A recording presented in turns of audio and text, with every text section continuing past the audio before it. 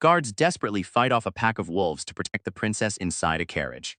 As the situation worsens, a panicked official urges a temporary retreat.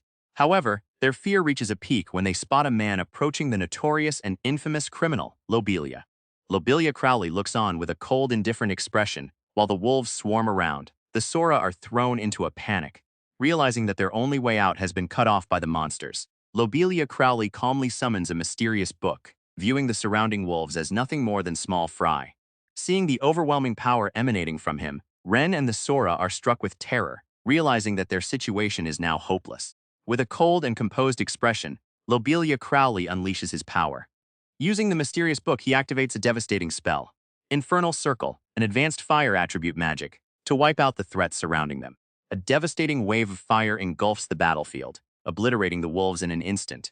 The Sora can only watch in utter disbelief as the sheer scale of Lobelia's magic clears the path, leaving nothing but scorched earth and silence. Lobelia Crowley snaps at the Sora for staring at him, his aggressive tone masking his intent. He briefly questions if they are connected to rebels, but quickly shifts focus, presenting a secret potion he created. He dismisses standard high-level healing potions as useless, insisting that his own concoction is far more effective for the wounded. Filled with doubt, the Sora wonder if the potion is actually safe to use. However, as soon as the liquid touches the wound, it works miraculously, instantly healing an arm that had been bitten off. Stunned by the result, they can only marvel at the overwhelming power of the potion. Princess Rian is deeply grateful, thanking Lobelia for helping them escape the dangerous situation. However, Lobelia remains cold, claiming he only did it to kill time. Just as Rian insists on showing her gratitude, Ren steps in, urgently telling her to listen to him. Ren loses his patience with Lobelia Crowley's cold demeanor, shouting in frustration and calling him an arrogant magician. While Princess Rian looks on in concern, Ren suddenly draws his sword and points it at Lobelia Crowley, declaring that despite Lobelia being their savior, he cannot allow Princess Rian to be exposed to any danger. While the Sora look on in shock, Ren grabs the princess's arm and commands her to come with him, all while Lobelia watches the scene with a calm, amused expression. After Ren pulls Princess Rian away, Lobelia Crowley calls out to one of the remaining Sora. He tells them to head west toward the town where the pretentious Harrow's Knights Guild is located, claiming they are the only ones capable of protecting the princess, because they have no other brain cells. The guard is left completely bewildered by the sudden and insulting advice. Lobelia leans in close, silencing Sora with a cold warning. If he ignores these instructions, the princess is as good as dead. Terrified, Sora agrees immediately. Lobelia then tells him to relay the message to the grumpy man nearby before turning and walking away, sighing to himself about being called an arrogant magician. Inside the carriage, Princess Rian looks thoughtfully out the window, reflecting on their encounter. She turns to Ren and asks why everyone is so afraid of the man who saved them, noting that he didn't seem like a bad person. Ren solemnly informs her of the truth. That man is a notorious villain known as the arrogant magician, Lobelia Crowley. Ren continues his explanation, detailing how Lobelia Crowley, despite graduating at the top of the Magic Academy, used his immense power for personal gain and caused countless people to lose their homes and lives. Describing him as someone truly deserving of being called a demon, Ren sternly warns Princess Rian that she must never approach him. Ren continues to express his disdain for those who study black magic. But Princess Rian is lost in thought. She wonders why Lobelia would help someone being chased instead of handing her over to the rebels for profit. Recalling her father's reputation as a tyrant, she realizes she felt no malice from Lobelia, remembering his indifferent claim that he only helped her to pass the time. Princess Rian is left daydreaming, thinking about how cool Lobelia was. Ren then suggests a plan to seek help from the Harrow's Knights Guild in a nearby town, arguing that it's better than fleeing blindly. After confirming the destination with another official, Ren lets out a sigh of relief, keeping the secret that the advice actually came from Lobelia. As Lobelia Crowley departs, the knights watch him with a newfound sense of confusion and gratitude. They recall how they initially feared for their lives when he approached, yet he was the only one who could have saved them. Despite the swords they pointed at him, Lobelia showed concern for their safety, leaving them to wonder if the rumors of his villainy might be exaggerated. Lobelia Crowley looks toward the viewer with a knowing smile, revealing his true identity. He is actually Arima Seto. He recalls his former life as a 23-year-old part-timer who spent his free time playing video games, never imagining that he would eventually end up living inside one of them. Lobelia comes to a startling realization about his new existence. He discovers that he has been reincarnated as the most wicked villain in the world of Arcadia fantasy, a classic fantasy RPG that once dominated the smartphone game rankings. Lobelia recalls the original story of Arcadia fantasy, It centers around a young man named Reinhard, a chosen hero who awakens the blessing of the brave flame to save the world alongside a destined girl. Despite his ordinary looks, Reinhard is the absolute main character, adored by many women and trusted by all. In stark contrast to the beloved hero, Lobelia reveals his own identity in this world. He has been reincarnated as Lobelia Crowley, the most despised villain in the entire story. Ranked among the 12 strongest individuals in the world, he is a master of the forbidden art of black magic, a fact documented within his own experimental diaries. Sitting alone in the forest, Lobelia wonders why he had to be reincarnated as such a character, especially with the burden of a forced, aggressive tone of speech. However, a sudden realization hits him. The original Lobelia dies at the end of the story. Panicking at the thought that his own life is now tied to this tragic end, he determines that he must avoid this fate at all costs. Lobelia admits that the character he reincarnated as was actually his favorite. Despite being the villain, Lobelia Crowley is incredibly popular among the game's players, who view him as a tragic figure. Driven by this affection and the knowledge of the character's sad history, Lobelia vows to change the story and secure a happy ending for himself. The narrative delves into the past, beginning with the backdrop of the great human-demon war between the Demon King's army and the human forces. In a border village located within the conflict zone, Lobelia was born. Despite their poverty, he lived a happy life with his sickly father and his younger sister Iru, struggling to support his family. Young Lobelia laments his inability to find a job and his reliance on stealing to survive.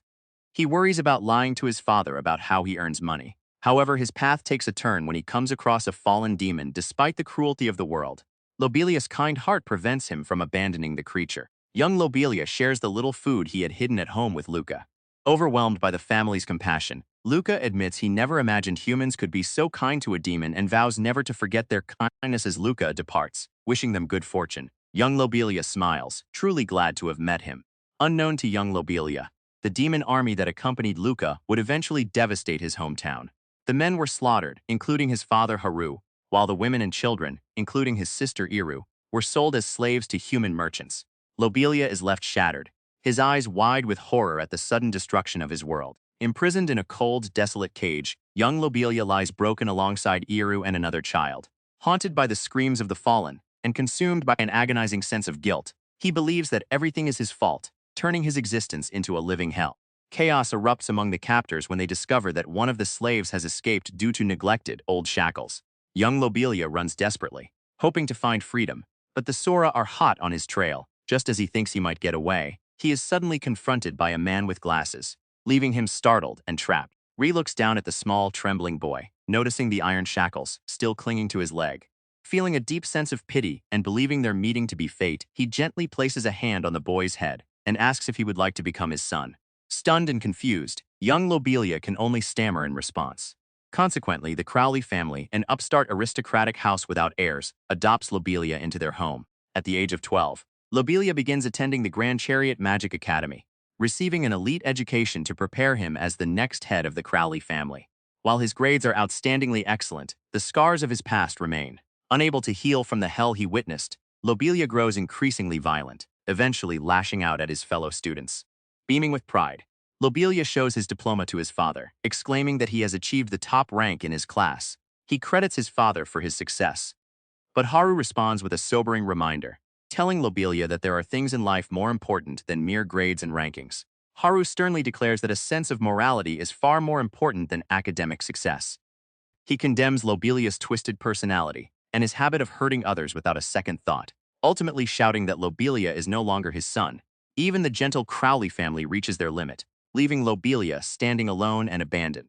Lobelia is completely broken. Having been rejected by the father he loved, he is consumed by rage and falls into a deep, suffocating despair. Consumed by hatred for a world that betrayed him, Lobelia descends into darkness, mastering forbidden dark magic to bring about total destruction. As he stands over the fallen, a Reinhard appears. Introducing himself as Reinhard the hero, he declares his mission to stop Lobelia's rampage. Lobelia, cold and indifferent, simply asks who he is. Lobelia fights a desperate and lonely battle against the entire guild, known as the Heros Knights, enduring the clash for 2 days and nights. However, he is eventually brought to his knees by Reinhard, who declares that Lobelia cannot win against the power of their friendship. As Lobelia collapses in defeat, Reinhard looks down on him, offering a final chance to rethink his choices and turn back. As Reinhard and his companions walk away, Lobelia is left kneeling in the dirt, crushed by a humiliation unlike any he has ever known. He laughs maniacally, mocking the power of friendship as pathetic garbage. His heart twists with a burning rage as he swears a dark oath. He will hunt Reinhard to the very depths of hell and make the young hero experience absolute despair. Driven by obsession, Lobelia grew stronger and repeatedly challenged Reinhard, yet he never managed to win a single time. In his desperation, he joined the despised Demon King's army, the very force that had destroyed his own hometown, only to be betrayed once more and cursed with a weakening spell by the army's executives. All of this led to a final showdown with the hero who arrived to crush the Demon King's forces. The inevitable clash finally reaches its tragic end. After a fierce and brutal battle, Lobelia Crowley is defeated, losing his life as he lies broken on the ground, while Reinhard looks on with a shocked expression. The tragedy of Lobelia's life is laid bare, while the players who witnessed his journey now weep for him, viewing him as a fan favorite once his past was revealed. The reality within the world is far colder. The characters in the story refuse to seek the truth about the man who became the villain, and to the hero Reinhard, Lobelia remains nothing more than an absolute evil. Reflecting on the memories shared with Lobelia, Arima Sato acknowledges the profound loneliness and betrayal of a life spent without love. He realizes that as long as he is a character in this story, he cannot simply walk away from his role. With a newfound determination, Sato decides there is only one thing left for him to do. With a look of absolute determination, Lobelia vows to be recognized by every single person in this world. He has decided on his next course of action, which will involve a member of the Heroes Knights Guild. As the story moves into its second chapter, the scene shifts to a town. Lobelia Crowley stands inside a building, his expression focused as he reads through a piece of paper, preparing for the next step of his journey. A nervous waiter stammers while confirming the order, clearly intimidated by Lobelia's cold and sharp gaze. Lobelia simply responds with a brief yes, his imposing aura making the man break into a cold sweat. Riku nervously tells Lobelia to take his time, leaving the young man to realize just how feared he is. Lobelia reflects on the constant glares and fear he receives from everyone, since being reincarnated as the villain. Determined to change his fate, he decides he must clear his bad reputation, remembering a key event from the game where the player defeats the Dragon King. Lobelia recalls the Dragon King Boros, a cruel ruler who oppresses the people of the Kansas territory. With a determined and excited expression, Lobelia realizes that defeating Boros is the perfect opportunity to perform a great deed. He enthusiastically names his plan freeing people from the Dragon King's rule, hoping it will shift the world's perception of him, and decides to set out by carriage the very next day. While in town, Lobelia is approached by a dark-haired man with a headband who recognizes him as the infamous and arrogant magician. The man attempts to recruit Lobelia, claiming he has a good story to share and asking him to work together. Lobelia dismisses the offer with a blunt "not interested," leaving the man stunned before he tries to regain Lobelia's attention by pointing something out. Lobelia's gaze shifts to a woman sitting nearby, and he is shocked to recognize her as Claudia, a member of the Heroes Knights. Recalling her strong sense of justice and the fact that she is one of the characters who loathes him the most, he becomes irritated and worried, wondering if he has been watched since the moment he entered the town.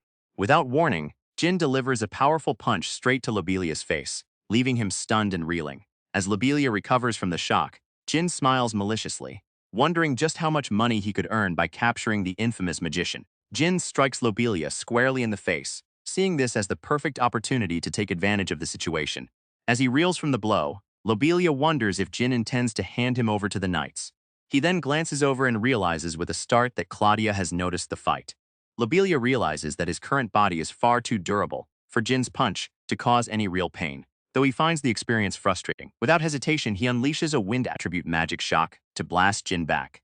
Before Jin can even process what happened, Lobelia closes the gap and delivers a sharp, precise strike to his wrist. Lobelia stands calmly over the unconscious Jin, who was taken down in a mere instant. The surrounding crowd is left bewildered by the sudden fight and the overwhelming strength of the man. Claudia watches the scene with a stern, observant gaze. Despite his victory, Lobelia is internally stressed, lamenting that his simple desire for a break has once again turned into a complete mess. Lobelia decides to leave the scene, thinking to himself that he needs to find another place to eat, to avoid getting sick from overusing magic. However, his departure is cut short when Claudia calls out his name and blocks his path. With a stern expression, she accuses him of assaulting adventurers, insisting that he isn't the type of person who would simply let such a matter go.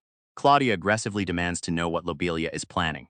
Lobelia sighs, explaining that he simply retaliated after being interrupted while trying to eat, though he acknowledges that someone like her would never believe he was the victim.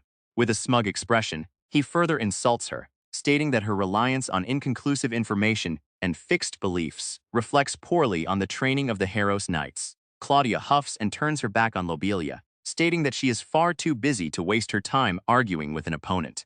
As she walks away, Lobelia lets out a sigh of relief, thinking that it was a close call, and he was certain she would have drawn her sword. However, he quickly realizes that his sharp tongue has truly provoked her, making him resolve something about his way of speaking. The next day arrives, and Lobelia finds himself sharing a carriage with Claudia. Both sit in heavy silence with their arms crossed, the air thick with tension. Claudia continues to stare at him coldly, making the ride feel painfully awkward for Lobelia. As they travel toward the Kansas territory, the narration notes that only those with ties to the Dragon King typically ride this carriage, making Lobelia's presence unusual. Claudia, still feeling the tension from their previous encounter, asks him why he is on the carriage. Lobelia calmly replies that he is there to defeat the Dragon King, a bold statement that leaves Claudia annoyed. Claudia reacts with indignation, shouting that defeating the Dragon King is her mission, and that it would be meaningless if she didn't do it. Lobelia looks on with a cold, indifferent expression. Just as the tension peaks, the carriage driver interrupts their conversation. The carriage finally reaches its limit, stopped by a massive rock blocking the path.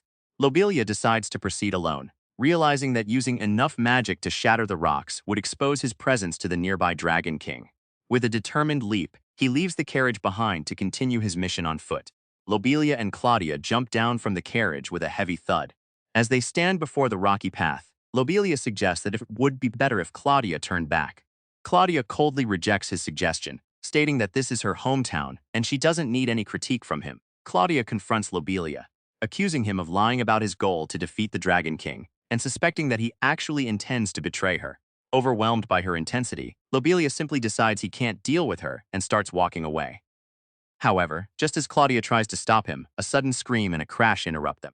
As the sudden disturbance strikes, Claudia leaps over Lobelia, shouting, "You fool!" as she springs into action to face the threat. Just as Claudia springs into action, Lobelia reacts with lightning speed, catching her by the wrist. Caught completely off guard, Claudia loses her balance and crashes onto the rocky ground. Claudia looks up apologetically, saying she's sorry, while Lobelia simply tells her to watch out next time with a huff. As Claudia struggles to stand back up, Lobelia observes her and wonders if she has sprained her ankle. He then thinks about using the herbs he has to create an ointment for her, noting that it is getting dark and they should start preparing for camping. As night falls under a bright moon, Lobelia gathers herbs to create a healing ointment. He carefully applies the medicine to Claudia's ankle, while she watches him in silence, her expression softened and thoughtful. Lobelia informs Claudia that her ankle will heal by tomorrow and tells her to get some rest while he keeps watch. As she looks at her bandaged foot, Claudia finds it strange. Recalling that the Lobelia she once knew lacked any shred of humanity and would have simply abandoned her, Lobelia simply responds, "That's how I am." As they sit by the campfire, Claudia asks Lobelia what he intends to do after defeating the Dragon King. Lobelia coldly replies that he only wishes to measure his own strength and has no interest in her hometown. When she asks if his goal is to surpass Reinhard, he dismisses her, telling her to think whatever she wants. However, internally, Lobelia is confused. He recalls that in the original game scenario, he was meant to team up with Dragon Knight Zeke to defeat the Dragon King, and Claudia was only a minor character. He begins to wonder if the plot of this world has fundamentally changed. Lobelia asks Claudia why she came all the way there by herself and what she hoped to achieve. Claudia, with a determined look, explains that she cannot involve the Knight Order in personal matters, stating that she is here to settle a score with her life and that she owes him no explanation. Lobelia reflects on the original game's plot, noting that defeating the Dragon King required teaming up with Dragon Knight Zeke, which makes him realize that Claudia cannot possibly succeed alone. Despite his internal resolve to help, he tells her bluntly to free her homeland herself, as long as she doesn't get in his way. Claudia remarks on his foul mouth, but Lobelia simply tells her to hurry up and go to sleep. Just as she drifts off, Claudia softly mutters a thank you, catching Lobelia completely off guard. He quickly realizes she was merely sleep-talking, but the moment lingers. Looking up at the moonlit sky, Lobelia contemplates his nature, wondering if a villain who has committed so many evil deeds could ever truly be thanked. As a new day begins, the two set off once again. Lobelia and Claudia walk together along the path, their expressions solemn as they continue their journey. Lobelia and Claudia continue their journey, arriving at the borders of the Kansas territory. As they pass the desolate ruins of a former Harrow stronghold, now under the oppressive rule of the Dragon King Boros, a mysterious voice reveals a sinister intent, viewing Lobelia as a villain who will be easy to defeat and dispose of. Claudia warns Lobelia not to act recklessly, explaining that the village of Glinta is forced to offer a yearly sacrifice to the Dragon King, and today is that day. She notes that the Dragon King's subordinates are likely increasing security. However, Lobelia coldly brushes her off, stating that he doesn't need to take orders from her. Claudia advises Lobelia to wait until dawn, explaining that the enemy's activity increases after sunset. However, as they observe the village, Lobelia notices an unusual amount of commotion around a specific house. His curiosity leads him to witness a grim scene.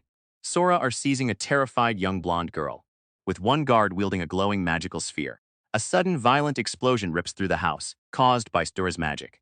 Yuna is left in tears, desperately screaming for her mother and father amidst the ruins. Lobelia and Claudia look on, stunned by the sudden brutality of the attack. Claudia is left speechless by the horror of the scene. Beside her, Lobelia watches with a cold gaze, questioning the connection between the people involved. Meanwhile, as the house is engulfed in flames, Sora and his companions sneer at the sobbing Yuna, coldly remarking that her parents were fools for trying to help her escape instead of simply handing her over as a sacrifice. Seeing Yuna weeping in despair, Claudia can no longer stand the cruelty and impulsively attempts to charge forward. However, Lobelia swiftly intercepts her, grabbing her wrist to hold her back. Frustrated and emotional, Claudia shouts at him, throwing the warning about acting recklessly back in his face. In a flash, Claudia breaks free and strikes with lethal precision, cutting down one of the Sora before anyone can react. As the guard falls, Sora stares in utter disbelief, wondering who this mysterious and powerful woman is. Claudia's swift and powerful strike sends one of the Soras flying backward, leaving the remaining Sora completely stunned by her strength. Yuna looks on with tears in her eyes, calling out Claudia's name in desperation, while Claudia reacts with a sharp exclamation. Claudia tenderly embraces Yuna, apologizing for her late arrival. As she urges the girl to move to a safer location to talk, a mysterious man appears, coldly observing that Claudia has killed his precious subordinates.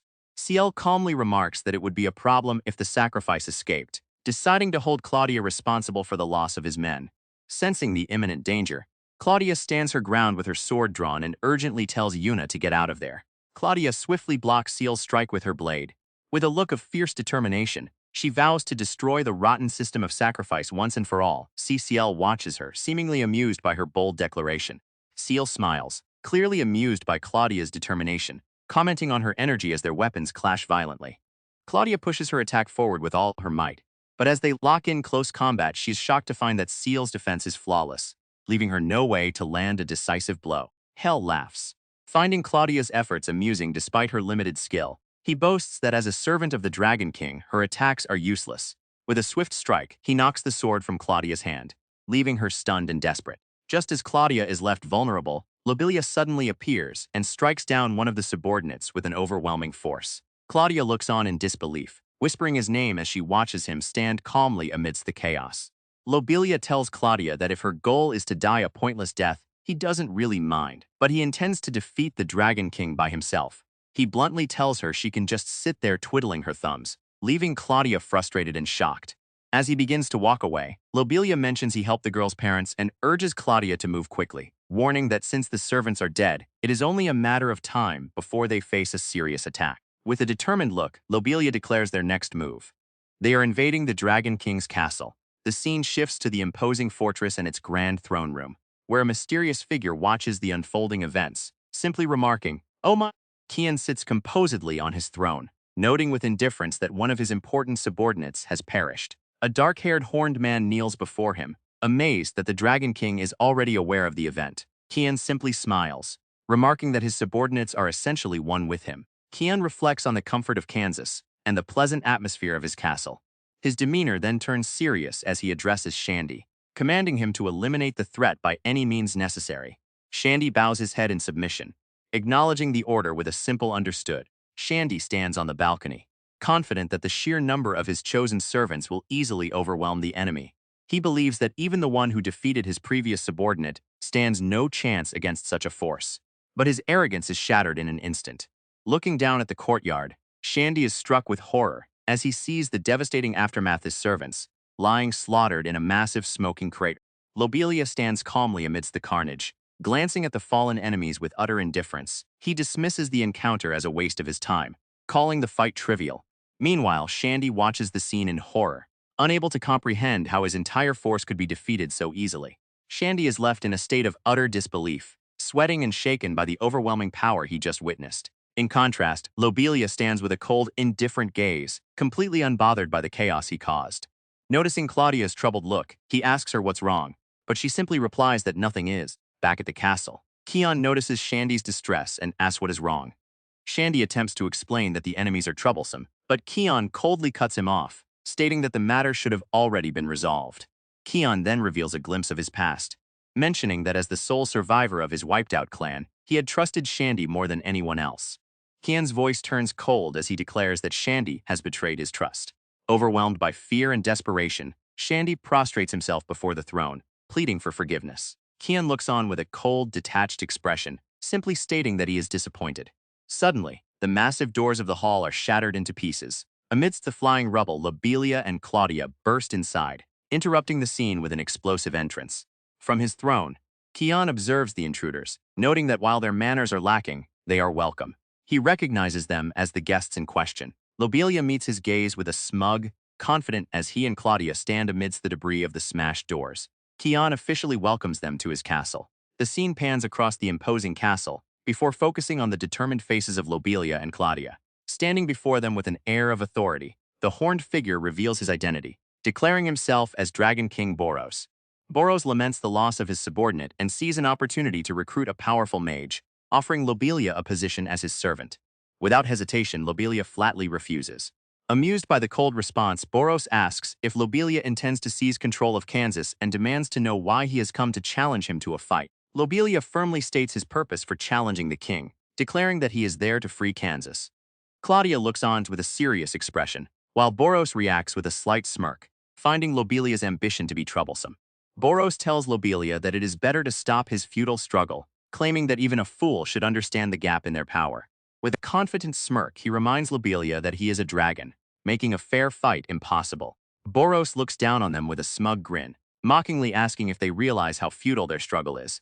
Unfazed, Lobelia and Claudia brace themselves, ready to challenge the Dragon King despite the overwhelming odds. Boros unleashes a devastating attack with a single swing of his blade, the sheer force of it leaving Lobelia stunned. Impressed by Lobelia's ability to withstand the blow, Boros calmly remarks that he is indeed stronger than the other humans he has encountered. Boros lets out a smug laugh, mocking Lobelia by claiming that the weakest are always the loudest. Confused and irritated, Lobelia questions him, only to be horrified as Boros effortlessly shatters his defense with his bare hands. Just as the situation seemed dire, a legendary swordone of the strongest in the worlds suddenly pierces through Boros' head. The Dragon King is momentarily stunned, but he quickly recovers his composure, lamenting that he won't be able to take his time with Lobelia as planned. Lobelia, however, shows no mercy, shouting for Boros to finally die. Driven by rage, Claudia screams her intent to kill and delivers a powerful slash across Boros. However, Boros easily withstands the blow and coldly tells her that she seems to want to die. Watching the scene, Lobelia realizes that the situation has taken a turn for the worse.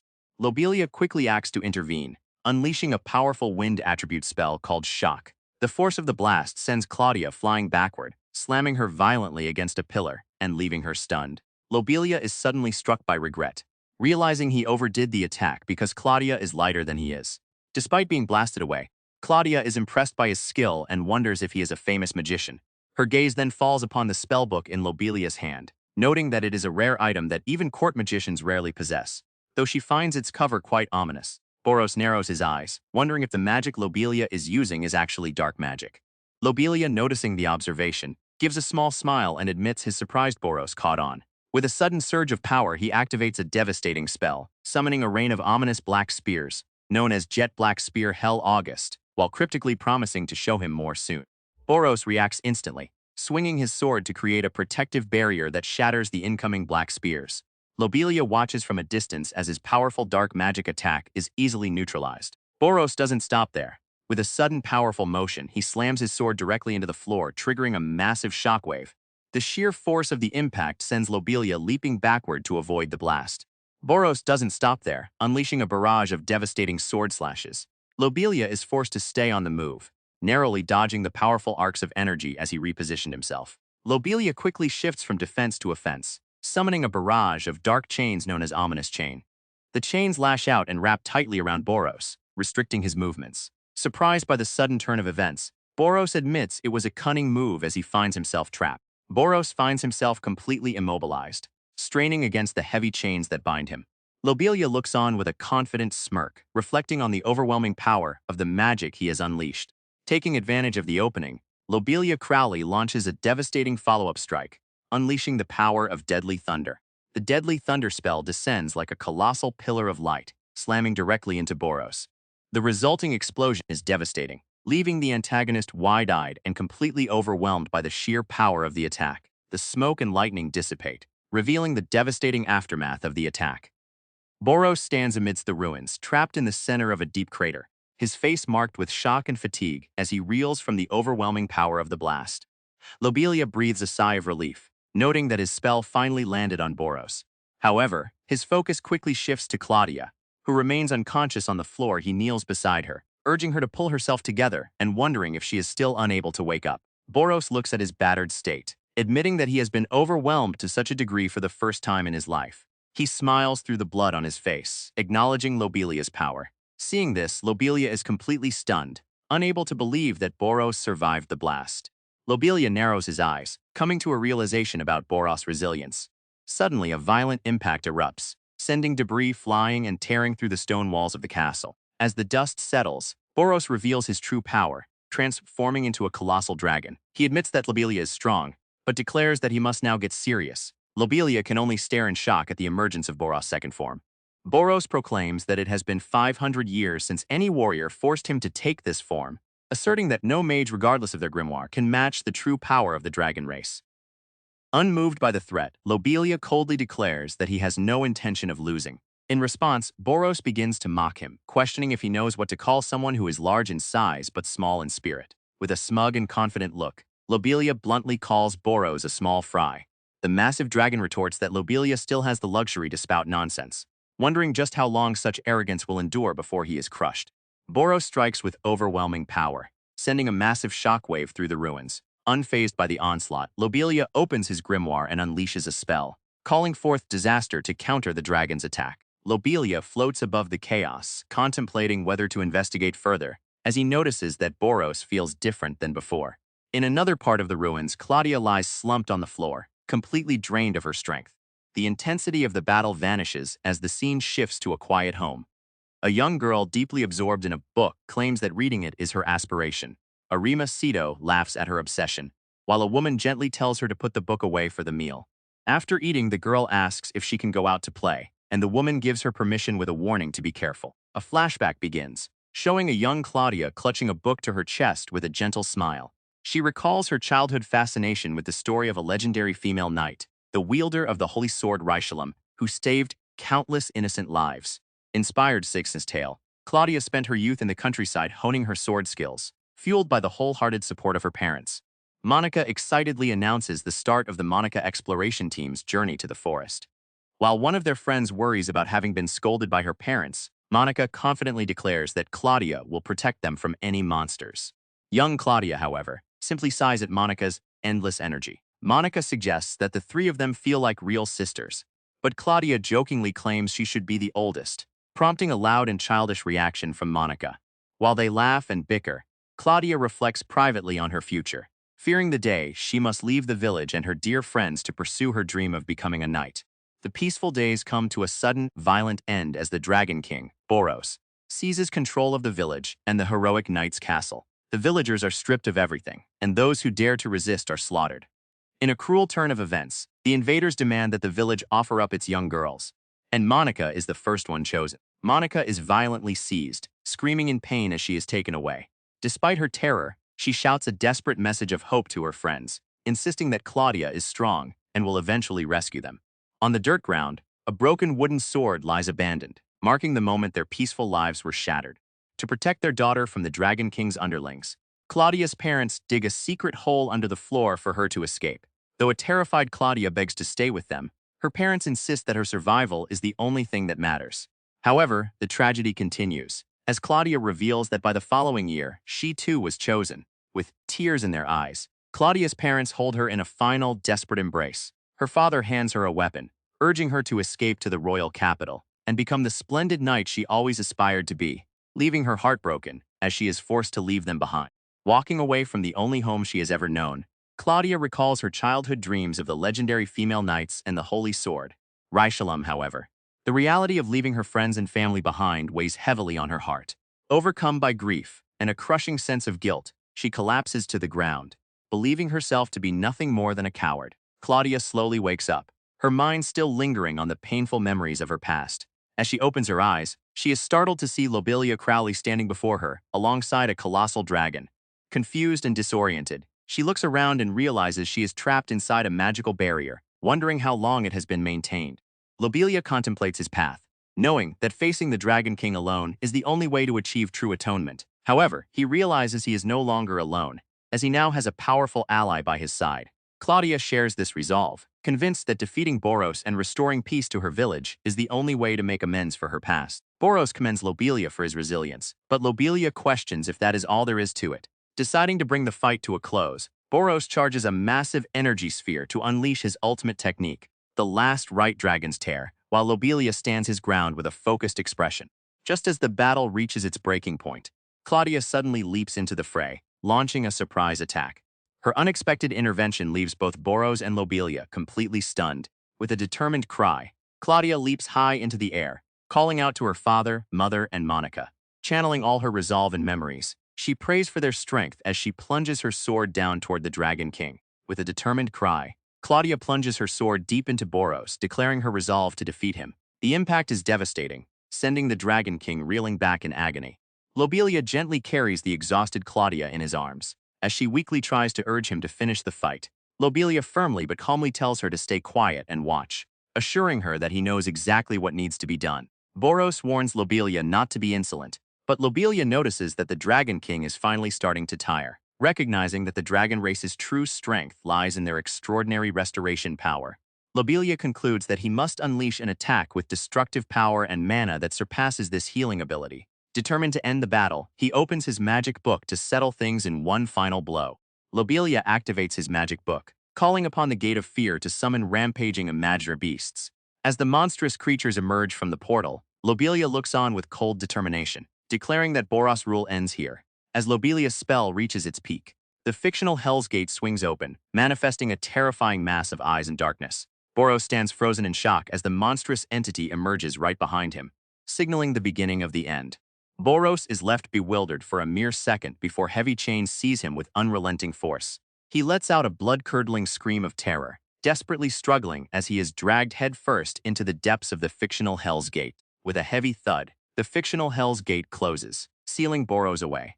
Claudia looks at the door in bewilderment, questioning where it actually leads, to which Lobelia simply replies that he doesn't know either. The scene shifts to a peaceful-looking village, but the atmosphere among the residents is far from calm. Having witnessed the roar and the anomaly in the sky, the villagers are gripped by fear, whispering about black magic and the presence of the arrogant mage, fearing for their own lives. As Lobelia and Claudia stand before them, Lobelia is disheartened to realize that, despite his actions, he is not welcomed at all. Lobelia sighs in annoyance, realizing that returning to the village was a complete waste of time. Beside him, Claudia is furious, shouting at the trembling villagers to know their shame for their cowardly behavior. Claudia continues to lash out at the Ari, outraged that they would insult their benefactor. She reminds them that she alone could not defeat the Dragon King and that Lobelia was the one who liberated them from tyranny. A blonde villager quickly steps in to calm Claudia down, apologizing to Lobelia and explaining that the people are simply anxious and scared. Lobelia, however, remains indifferent, telling them it is fine as he never sought reward or compensation for his actions. Lobelia remains calm and indifferent, but his words strike a chord with Claudia. Overwhelmed with gratitude and admiration, she wipes away her tears and shouts a heartfelt thank you to him. The Ari, now overcome with emotion, tearfully thank Lobelia for his salvation. Maintaining his stoic expression, Lobelia gives a small wave of farewell as he departs from the village. A few days pass, and the scene shifts to the heroic Knight Order Guild headquarters. Reinhard is approached by a maid who delivers a letter addressed to him. Noticing it is from Claudia, he opens it, only to be completely stunned by the contents. He can't believe that the person responsible for defeating the Dragon King was none other than Lobelia. Claudia is completely smitten, blushing as she praises Lobelia for his selfless act of saving people once again. In the background, she continues to rave about how amazing he is while speaking with Reinhard. Meanwhile, Lobelia looks on with a confused expression, seemingly oblivious to the admiration he is receiving. A new chapter begins as Lobelia arrives in a new country. He hopes to rewrite his destiny by helping those in need and building a positive reputation. However, his efforts are thwarted as locals quickly reject his help, intimidated by his sharp tongue and notorious fame. Just as he begins to feel the weight of his reputation, a mysterious neon echoes through the air, signaling a new encounter. Following the mysterious cry, Lobelia discovers a cat-eared girl who is exhausted and starving. As she clings to him, pleading for help, Lobelia realizes that this is the perfect chance to finally perform a good deed and change how the world perceives him. Lobelia realizes that the Yuri is not a character he remembers from the original game, but he decides to be kind to improve his standing with beastmen. He gives her some dried meat, which she eats with great delight. Once she is satisfied, Lobelia asks for her name, and the girl gives him a playful, mysterious smile as she prepares to answer. Rydia proudly introduces herself as Rydia Katesith, the daughter of the beastman tribe leader. However, Lobelia remains completely unfazed by her revelation. Without a word of interest, he turns his back on her and declares that they should just leave, leaving Rydia to shout after him in confusion. The narrative reveals that Rydia is the daughter of the beastman leader, Rydia Katesith, and possesses a volatile, self-centered personality. Having rebelled against her father and eventually starting a large-scale war with humans, she is far from a simple victim. As Rydia tries to follow him, Lobelia realizes the danger of their association, fearing that teaming up with another notorious figure will only further damage his attempt to clear his name. Lobelia reflects on the fact that in the original game, very little was known about Rydia, and he sees no benefit in helping her, even considering capturing her to hand her over to her own people. But Rydia, desperate to repay him, pleads for a chance to give him a reward. With a mischievous wink and hearts floating around her, she makes a bold and shocking proposal. She will become his wife. Lobelia immediately declines Rydia's proposal without hesitation. Rydia tries to appeal to him by showing off her chest and confessing her feelings, but Lobelia remains completely unimpressed, calling her a stupid cat. Undeterred, Rydia clings to him, desperately pleading to be his pet, leaving Lobelia exhausted by her persistence. Lobelia finally loses his patience, shouting at Rydia that he has no time to waste on someone who brought their own troubles upon themselves. Devastated by his cold words, Rydia lets out a small whimper before collapsing flat on the ground in complete defeat. Lobelia places his hand on Rydia's forehead, wondering if she has a fever. He reflects that it is only natural for her to be in this state after living a life of escape without any plan, calling her a truly troublesome fool. After he prepares a pot of warm soup over a fire, Rydia suddenly snaps her eyes open. Rydia wakes up, immediately drawn by the scent of food. Lobelia tells her to eat the meal before it gets cold. Overwhelmed by the warmth and taste of the egg porridge, Rydia thanks him profusely, finding it delicious as she eats. She giddily thinks to herself that since Lobelia will be her mate, she'll get to enjoy meals like this every day. Lobelia simply dismisses her excitement, stating it is just egg porridge. Lobelia tells Rydia to hurry home now that her fever has broken, bluntly stating he has no interest in taking care of a brat. However, Rydia stubbornly refuses, revealing that there is someone she needs to meet. Surprised, Lobelia questions her, recalling that she had simply run away because she hated her hometown. Internally, that by defeating the Dragon King himself instead of the heroic knights, he may have shifted the world's trajectory, giving Rydia a new purpose that could be beneficial if he chooses to cooperate with her. Rydia describes Rakahelchen, a girl studying magic under Noah. She explains the restriction placed upon the leader of the beastmen, who is forbidden from leaving the forest, making this a final opportunity to see her friend. Just as she expresses her desperation, Lobelia unexpectedly offers to take her there, leaving Rydia completely stunned. Lobelia makes the agreement official, stating that in exchange for his help, Rydia must grant him a favor once she ascends to leadership. Deeply moved by his unexpected kindness, Rydia's eyes sparkle with tears of joy as she throws herself into a tight hug, thanking him with all her heart. Lobelia tells Rydia to stop clinging to him, claiming it's annoying. Though he secretly thinks she is too cute, he then asks if there are any pursuers. Rydia hesitates before revealing that 2 members of the heroic knights are after her. The scene shifts to the pursuers. Zordia, a woman with tooted hair, suggests ambushing and killing their targets to end the chase. However, her hooded companion quickly disagrees, reminding her that their primary mission is to bring back the Beastman tribe's princess and that any unnecessary killing could lead to an unavoidable war. Lobelia suddenly appears before the pursuing heroic knights, catching Zordia and her companion completely off guard. With a smug expression, he calls them fools for their lack of awareness. Panicked, Rydia screams a warning about something behind them, while Lobelia notes that they are about to land in an open area. Just as they enter the open area, a rain of arrows descends upon them. Remaining calm, Lobelia unleashes his magic, Breath of the Flame Spirit, creating a burst of fire that incinerates the incoming arrows instantly, shielding Rydia from the attack. A massive explosion erupts in the sky as Lobelia's magic incinerates the barrage of arrows. Zordia turns to her companion, Jake, complaining about the unfairness of the situation. Jake admits he didn't expect so many of their projectiles to be shot down. He then suggests they move to check the landing site, noting that as long as the princess is alive, their mission can still be accomplished. Lobelia stands composed and imposing in the clearing, his gaze steady. Jake, visibly sweating and shaken, stares at him in disbelief, muttering that he never heard the arrogant magician would be the one serving as the bodyguard. Zordia turns to Jake, asking if she has permission to kill the man standing before them. Jake, already drawing his bow, tells her to rely on his support from the rear.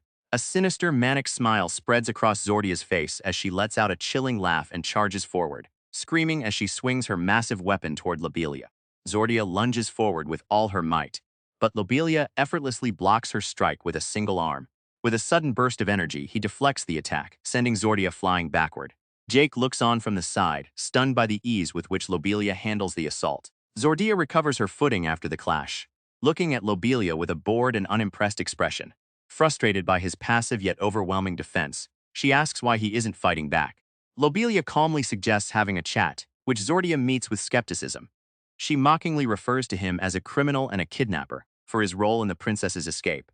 Lobelia clarifies that he has no intention of being hostile, prompting Jake to suggest they hear him out. Noting the strange lack of aggression from the magician, when asked for the basis of his confidence, Lobelia coldly declares that he could kill them all whenever he pleased.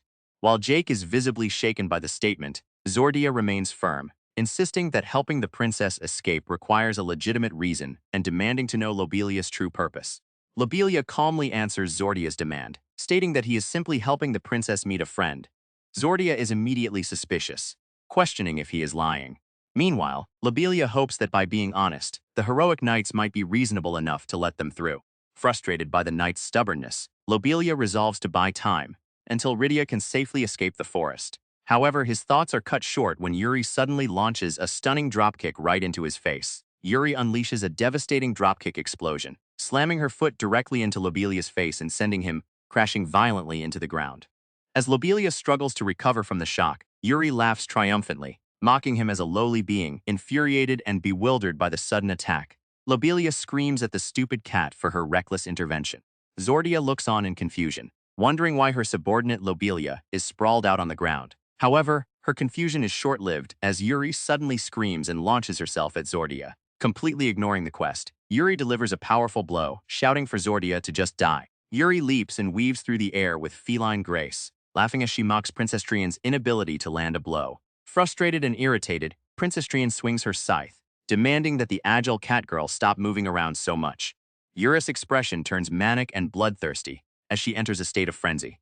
Lobelia watches in shock, recognizing the activation of Berserk Modia dangerous limiter release that allows her scythe to absorb blood, but turns her into an indiscriminate threat to everyone around her. With a manic expression and blood splattering around her, Yuri swings her scythe with terrifying force. Lobelia immediately pulls Princess Rian close to protect her, as Yuri's attack slams into the ground, triggering a violent explosion of debris. Lobelia tries to force Yuri to flee for her own safety, but the Yuri clings to him, declaring that her pride won't let her leave her husband behind. While Lobelia dismisses her claims as annoyance, he looks back at Zordia, who has descended into a manic frenzy. He realizes that once Zordia reaches this state, she is unstoppable, and though he is reluctant to clash with the heroic Knight Order, the situation is becoming critical. Lobelia quickly activates his ominous chains to bind the frenzied Zordia. However, the restraint is useless. Zordia shatters the chains instantly with raw strength. As she screams for him to die and lunges forward, a stunned Lobelia, still holding Yuri, can only wonder how she managed to break his spell so easily. Just as Lobelia reels from Zordia's overwhelming strength, a sudden and violent explosion erupts, sending Zordia flying backward. Confused and on edge, Lobelia stares at the scene, wondering who could have intervened with such a devastating strike. The mysterious unknown tells Lobelia to hurry and leave, warning him that backup will arrive soon. When Lobelia questions why he is letting them go, despite his quest to retrieve Yuri, the man reveals that the situation has changed. Zordia's madness is so extreme that she might even kill Princess Rian. With a firm grip on his sword, the unknown declares that he will buy them some time. Lobelia offers a sincere thank you to the unknown, feeling a strange sense of ease in being straightforward for once. The unknown man smiles warmly, wishing Lobelia luck in reuniting with his friend as they make their escape. Lobelia carries Yuri on his back as they distance themselves from the conflict. Yuri softly apologizes, but Lobelia responds with his typical harsh tone, telling her that making mistakes is an inevitable part of living and struggling. Despite Yuri's indignant protest, Lobelia continues to remind her that she is still young and ignorant, which leaves Yuri feeling conflicted and thoughtful. As he carries Yuri away, Lobelia tells her that as long as she is alive, everything can be managed, and that getting back up after falling is what life is all about. He suggests that accumulated efforts will eventually lead to something. But as he reflects on the future, a dark shadow looms, questioning what will actually come of that someday. As Lobelia carries Yuri on his back, she notices his distraction and asks what is wrong. He dismisses her concern, but internally, he is troubled. The voice of the man who helped them sounded strangely familiar, sparking a moment of doubt. However, he quickly suppresses the feeling, convincing himself it was just his imagination, and that his current identity is all that matters. Lobelia walks calmly through the sun-drenched woods, with Yuri still clinging to his back as they distance themselves from the chaos. As they emerge from the forest, Lobelia carries Yuri into a bright, open meadow. Looking toward a small building ahead, he realizes they have finally reached the Hill of Flowers. At the Hill of Flowers, the focus shifts to Monica, who is diligently practicing her combat skills. With a determined expression, she swings her staff to deliver powerful blows to a training dummy, while Lobelia observes her progress from afar. Startled by the sudden presence of others, Monica looks up and wonders who has arrived. Upon seeing them, she excitedly calls out to Yuri. Yuri, equally thrilled, shouts back and rushes toward Monica, calling her Raquel-chan. The two girls embrace each other tightly, happily expressing how much they missed one another while Lobelia watches from the side. Raquel introduces herself and asks for Lobelia's name, but he vaguely describes himself as a mere companion. Grateful for Yuri's safe return, Raquel is excited to meet another magician and asks Lobelia to demonstrate a spell on the training dummy. Lobelia realizes that Raquel has no idea who he truly is and agrees to show some low-level magic. Just as Lobelia is preparing to show a spell, Ren arrives, mentioning that he heard a crying voice. Upon seeing Lobelia, Ren's expression turns to one of shock as he begins to speak. Terrified, Lobelia breaks into a cold sweat, wondering if Ren knows exactly who he really is. Ren's sudden excitement turns out to be for Lobelia's spellbook rather than his identity. Overwhelmed with admiration, Ren bows deeply and begs for a chance to hold the rare item. Confused by the reaction, Lobelia eventually gives in and allows him to see it, claiming he is only doing so out of pity. Ren suggests that it's not ideal to keep talking outside and invites everyone to come inside. The group gathers around a table filled with tea and sweets, with Monica serving the drinks. As Yuri happily enjoys the treats, Lobelia sits quietly, wondering why he is receiving such a surprisingly warm welcome. Tries to open the spellbook, but it remains shut. Lobelia explains that the book only opens for the person it chooses, while Monica encourages Ren not to be discouraged. Yuri introduces herself as Rydia, the princess of the beastmen tribe, and thanks Ren for taking care of Monica. Ren is touched by her words, admitting that he is the one actually being taken care of. Yuri presents Lobelia with a secret medicine from the beastmen tribe to help with his frequent magical power depletion. Lobelia is surprised and grateful, noting that Yuri has a kinder side than he thought. Monica mentions that while the medicine will reduce her workload, she still appreciates the help. However, the moment turns comedic as both girls call Lobelia a hopeless master, leaving him sweating in embarrassment. Lobelia abruptly decides it's time to leave, much to Yuri's surprise. When Ren suggests they take things slower due to their exhaustion, Lobelia sternly warns him that staying longer could make Ren and his disciple accomplices in the pursuit against him. As they make their exit, Ren calls out to them, presenting a small box with a gift he wants them to accept. Ren presents a ring to Lobelia, causing an immediate shock. Yuri, completely misinterpreting the gesture, asks how Ren knew they were getting married, leaving Lobelia bewildered. Ren quickly laughs it off, explaining that it is merely a magic item. He tells Lobelia that he is grateful for the chance to touch a real spellbook and for bringing a smile back to his disciple's face. Moved by the explanation, Lobelia finally accepts the gift. Ren and his disciple wave goodbye, wishing Lobelia and Yuri safety and the best of luck on their travels. Yuri waves back with her usual cheerfulness, while Lobelia walks beside her, leaving the residents behind. As they walk away, Yuri continues to tease Lobelia, wondering if the ring is actually an engagement ring. Lobelia that dismisses her as a foolish cat, noting him. In a rare moment of reflection, Lobelia admits to himself that he actually enjoyed the company. He decides to investigate the ring's effects after he escorts Yuri to the Great Forest. However, when he asks to tell her something, Yuri stops Condescol something, thinking Hez about to confess his love, only for Lobelia to immediately shut her down with a cold, No, Lobelia admits that he is quite fond of Yuri, which is why he has mentally prepared himself for whatever reaction she might have. He then reveals his identity, stating his name is Lobelia Crowley. Hearing this, Yuri is stunned, as the name clearly carries a significant meaning to her. Yuri reacts with excitement upon realizing that Lobelia is the famous magician. She admits that she had been curious about what kind of horrible person he was, but she never expected him to be so kind. Seeing Lobelia's sudden look of despair, Yuri asks if something is wrong, while Lobelia is internally shocked that she could actually perceive him as a kind person. Their conversation is abruptly cut short as a group of humans and beastmen emerge. Calling out Lobelia's name, one of the guards urgently calls for Princess Rian to come forward. Lobelia looks around, realizing that he and Yuri have been completely surrounded. Lobelia reassures a hesitant Yuri, telling her it is convenient that her tribesmen have arrived to collect her. With a firm go, he urges her to leave. As Yuri departs with her people, Lobelia reflects on the gravity of kidnapping the Beastman princess and hopes that Jake successfully delivered his message, deciding that the best course of action now is to simply stand down. An angry soldier screams at Lobelia, accusing him of bringing his comrades to the brink of death. He claims to have sensed dark magic from Zordia and Jake, asserting that Lobelia is the only one capable of such magic. Confused, Lobelia asks what he is talking about, but the soldier shouts for him to shut up and suddenly fires a weapon directly at him. The blast hits Lobelia square in the chest, sending him reeling backward. He lets out a pained groan as he collapses to the earth. Seeing him struck down, Yuri cries out his name in a panic, her face filled with shock. Lobelia awakens to find himself locked in the underground prison of the Heroic Knights Order. He is trapped in a cage with a barrier and shackles that absorb his magic, leaving him completely powerless. While worrying about Jake's condition, Lobelia realizes the direness of his situation. Knowing that the hero Reinhard views him as an enemy, he fears that any attempt to fight back will only worsen his crimes, and that this might truly be game over for him. While trapped in the underground prison, Lobelia is visited by Princess Rian. Overwhelmed with emotion, she calls out to him and clumsily trips, falling flat on her face. Despite the fall, she is beaming with joy, touched that he remembers her. Lobelia, however, looks on with a confused expression as he recognizes her as Lion. Princess Rian is overjoyed that Lobelia remembers her.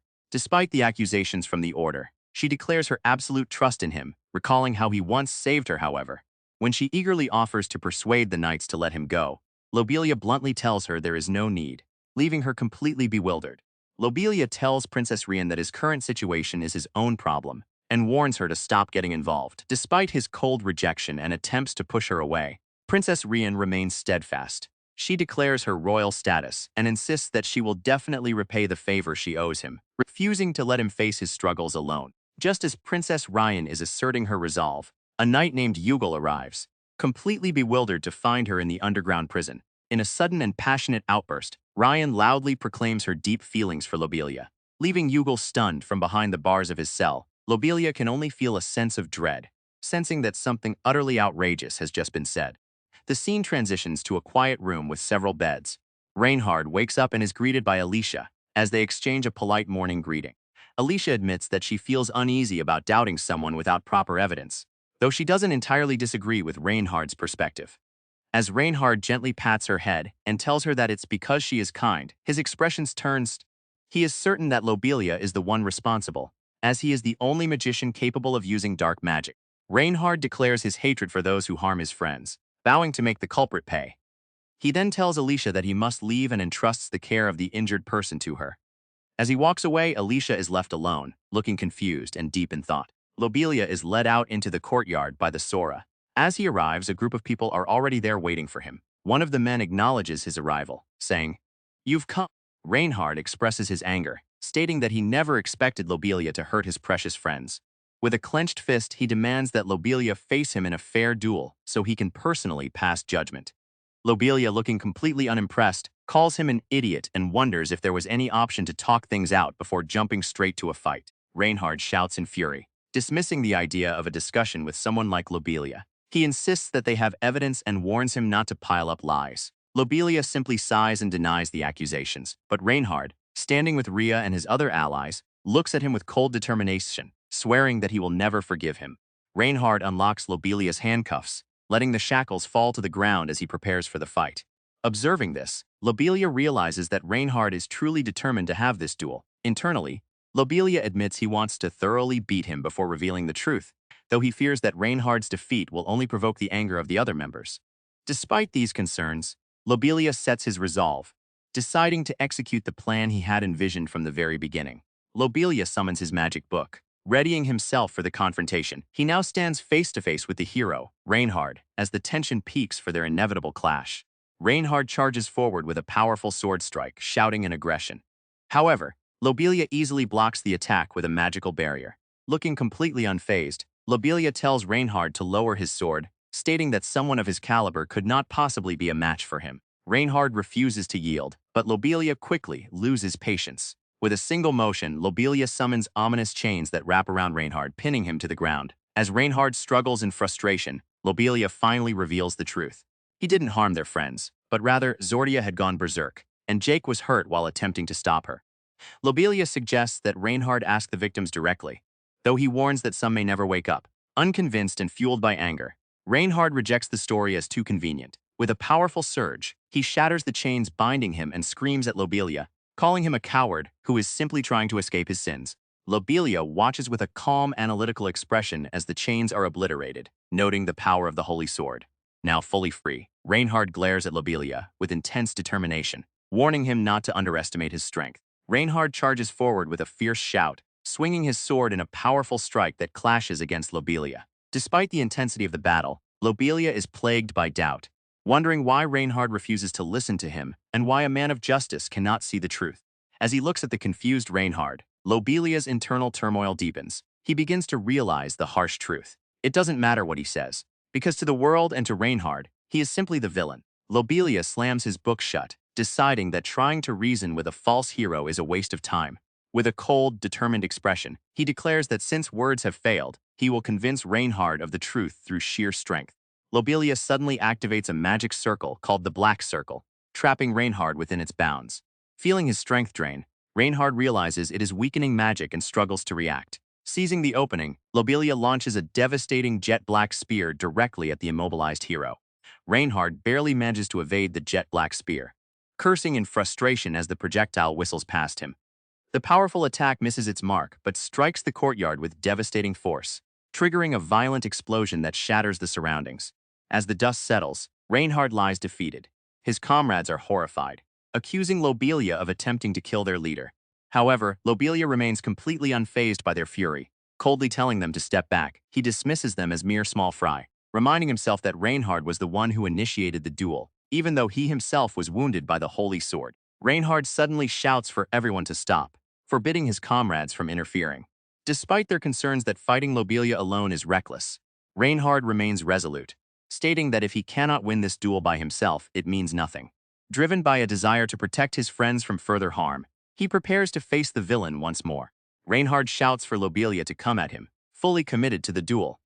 Lobelia looks on with a cold, indifferent gaze, declaring that he will pin him down as he prepares to launch another attack. Reinhard dashes forward with intense determination, weaving through the barrage of black spears raining down around him. He closes the distance rapidly and thrusts his sword forward, piercing through Lobelia's defenses to land a direct hit. Reinhard unleashes a devastating strike, the breath of the flame spirit, sending a massive wave of fire toward Lobelia. As his comrades cheer him on, Lobelia feels the surge in Reinhard's power. He realizes that the combination of the Holy Sword's blessing and the support of his friends is making Reinhard stronger, leading Lobelia to question if he is facing the dreaded power of plot armor. Reinhard shouts in rage, accusing Lobelia of kidnapping Princess Rydia and harming his comrades. Lobelia, sounding exasperated, retorts that he has already explained himself, claiming he was only acting as a guard to help Rydia meet an old friend. Unconvinced and believing it to be another lie, Reinhard launches another fierce strike against him. As the conflict persists, Lobelia is haunted by the echoes of his past. He recalls the devastating moment his father disowned him, leaving him with the belief that he could never do anything good. Seeing Reinhard and his friends standing together in an unbreakable bond only serves to highlight his own solitude. Kneeling alone in the void of his mind, he is reminded of the true, suffocating loneliness that has always defined the existence of Lobelia Crowley. Lobelia shouts in anger, accusing Reinhard of discarding people without even listening to their side. Confused by the sudden outburst, Reinhard is caught off guard as Lobelia strikes him with a devastating blow. Lobelia sends Reinhard flying with a devastating impact, leaving him sprawled on the ground, standing over him with a cold gaze. Lobelia asks if Reinhard's greatness comes solely from his title as the hero of justice. In a burst of raw emotion, Lobelia grabs Reinhard by the collar, demanding to know why he must be hated by everyone just because he is Lobelia. Lobelia continues his emotional outburst, admitting his desperate wish to live a happy life and be recognized by everyone. He asserts that he, too, has the right to make someone happy, while questioning Reinhard about the true reasons behind his drive to protect others. Reinhard looks up, battered and bloodied, completely confused by the sight before him. He asks why Lobelia is crying. Lobelia, tears streaming down his face, remains silent, his hand clenched into a tight fist as he grapples with the pain of his existence. Lobelia freezes in place, his mind racing as he realizes he can no longer move his body. Below him, Reinhard lies on the ground, staring up in confusion and questioning the nature of the person before him. Lobelia coughs up blood, his strength completely spent. Reinhard stands over him, his face shadowed, and coldly declares that it's over. Just as the battle reaches its conclusion, Princess Rien rushes forward, desperately shouting for Reinhard to stop. Behind her, a broken Lobelia can only watch as the moment hangs in the balance. As Lobelia lies defeated and on the brink of despair, he is stunned to see Alicia, the main heroine of the game, standing before him. Alongside her are Reinhard, Claudia, and Hugel, leaving Lobelia bewildered by their sudden appearance. Alicia calmly declares that the fight is over, but the peace is shattered by Theo, who is consumed by a desire for revenge. He shouts for Sieg to move aside, like desperate to finish what he started. However, Reinhard stands his ground, blocking his path and questioning why he would attempt to kill someone without certainty. As they look down at the defeated Lobelia, a heavy realization sinks in. It is their loss. Theo is left speechless as Reinhard reveals the truth. Lobelia did not kidnap the princess, nor did he hurt Jake or Zordia. Stunned and skeptical, Theo demands to know how Reinhard can be so sure. Reinhard simply points to the defeated Lobelia, explaining that such a truth is evident because of the man's legendary arrogance. Lobelia lies defeated, his mind clouded by hopelessness. He believes that no matter how hard he tries, he will never be seen as anything other than a villain, and he begins to resign himself to that fate. But just as he reaches his lowest point, a voice cuts through his despair, stating clearly that he saved them. Claudia speaks with conviction, declaring that Lobelia is undeniably her savior for freeing her hometown from oppression. Reinhard admits his initial skepticism regarding Lobelia's victory over the Dragon King, but he now places his trust in him. At the same time, the royal guards announce that they have come at Princess Ryan's request to protect Lobelia, honoring him as the benefactor who saved their master. Alicia steps in to clear Lobelia's name, explaining that Jake had already told her the truth. Lobelia helped Princess Rydia and even stopped Zordia from killing the princess during her berserk state. She looks at Theo with sadness, pleading for him to stop pointing his sword at an innocent man. But Theo, blinded by his hatred, refuses to believe it, shouting that someone as evil as Lobelia could never possibly help anyone. Alicia confronts Theo, telling him that he acted without evidence and committed terrible deeds. When Theo tries to justify his actions as being for Jake and the others, Alicia shuts him down, coldly reminding him that neither of them ever asked him to do it. Theo stands frozen, his face smeared with dirt and blood, as the weight of his mistakes finally sinks in. Unable to handle the crushing guilt and the truth about Lobelia, he collapses to his knees, completely broken before Alicia and Reinhard. Alicia reaches out and gently grasps Lobelia's hand, her expression filled with sorrow and desperation. As a soft, sparkling light surrounds them, she whispers a heartfelt plea, begging him not to die. Bleeding and exhausted, Lobelia realizes that he doesn't want to face a bad ending after all. Reinhard and Theo look on with deep concern, with Reinhard reminding him that there are now people who truly acknowledge him. Alicia tightly holds his hand, channeling a mysterious light as she desperately pleads for him to live. A sudden brilliant light erupts, swallowing Alicia and Lobelia whole. As the glow fades, Reinhard and Claudia look on in disbelief, realizing that both Alicia and Lobelia have completely vanished from the scene. Alicia opens her eyes to find herself in a strange, desolate, rocky landscape. Confused, she wonders where she is and recalls the moment a sudden light enveloped her and Lobelia while she was treating his wounds. Hearing a faint sound of wind from a distance, she decides to search for an exit, hoping that by doing so she might find Lobelia. Just as Alicia begins to explore the unfamiliar rocky terrain, Lobelia Crowley suddenly appears behind her, calmly asking where she is going. Completely caught off guard, Alicia lets out a loud, terrified scream. Lobelia teases Alicia, mocking her for being so terrified that she wet herself, leaving her completely flustered and embarrassed. However, Alicia quickly shifts her focus to Lobelia's condition, questioning why he is covered in blood when his wounds have not yet healed. Meanwhile, Lobelia finds himself momentarily distracted by the proximity, though he quickly scolds himself to remain a gentleman. Lobelia explains the properties of the ring he wears, revealing that it possesses both powerful healing magic and a random teleportation spell that triggered when he was in danger. He tells Alicia that the ring brought them to this cave, where he had to fight off a nest of goblins before she woke up. As they rest by a small fire, Alicia asks when they can return, and Lobelia informs her that they must wait for the storm outside to stop. Looking out from the cave, Lobelia observes the chaotic weather and desolate landscape. Realizing they are on the demon continent, he recalls the history of this barren land, once known as the Spirit Continent, where a centuries-long war between humans and demons wiped out most life. Checking his compass, Lobelia concludes that they are likely in the southern part of the continent. Alicia softly mumbles Reinhard's name, her heart clearly longing for him.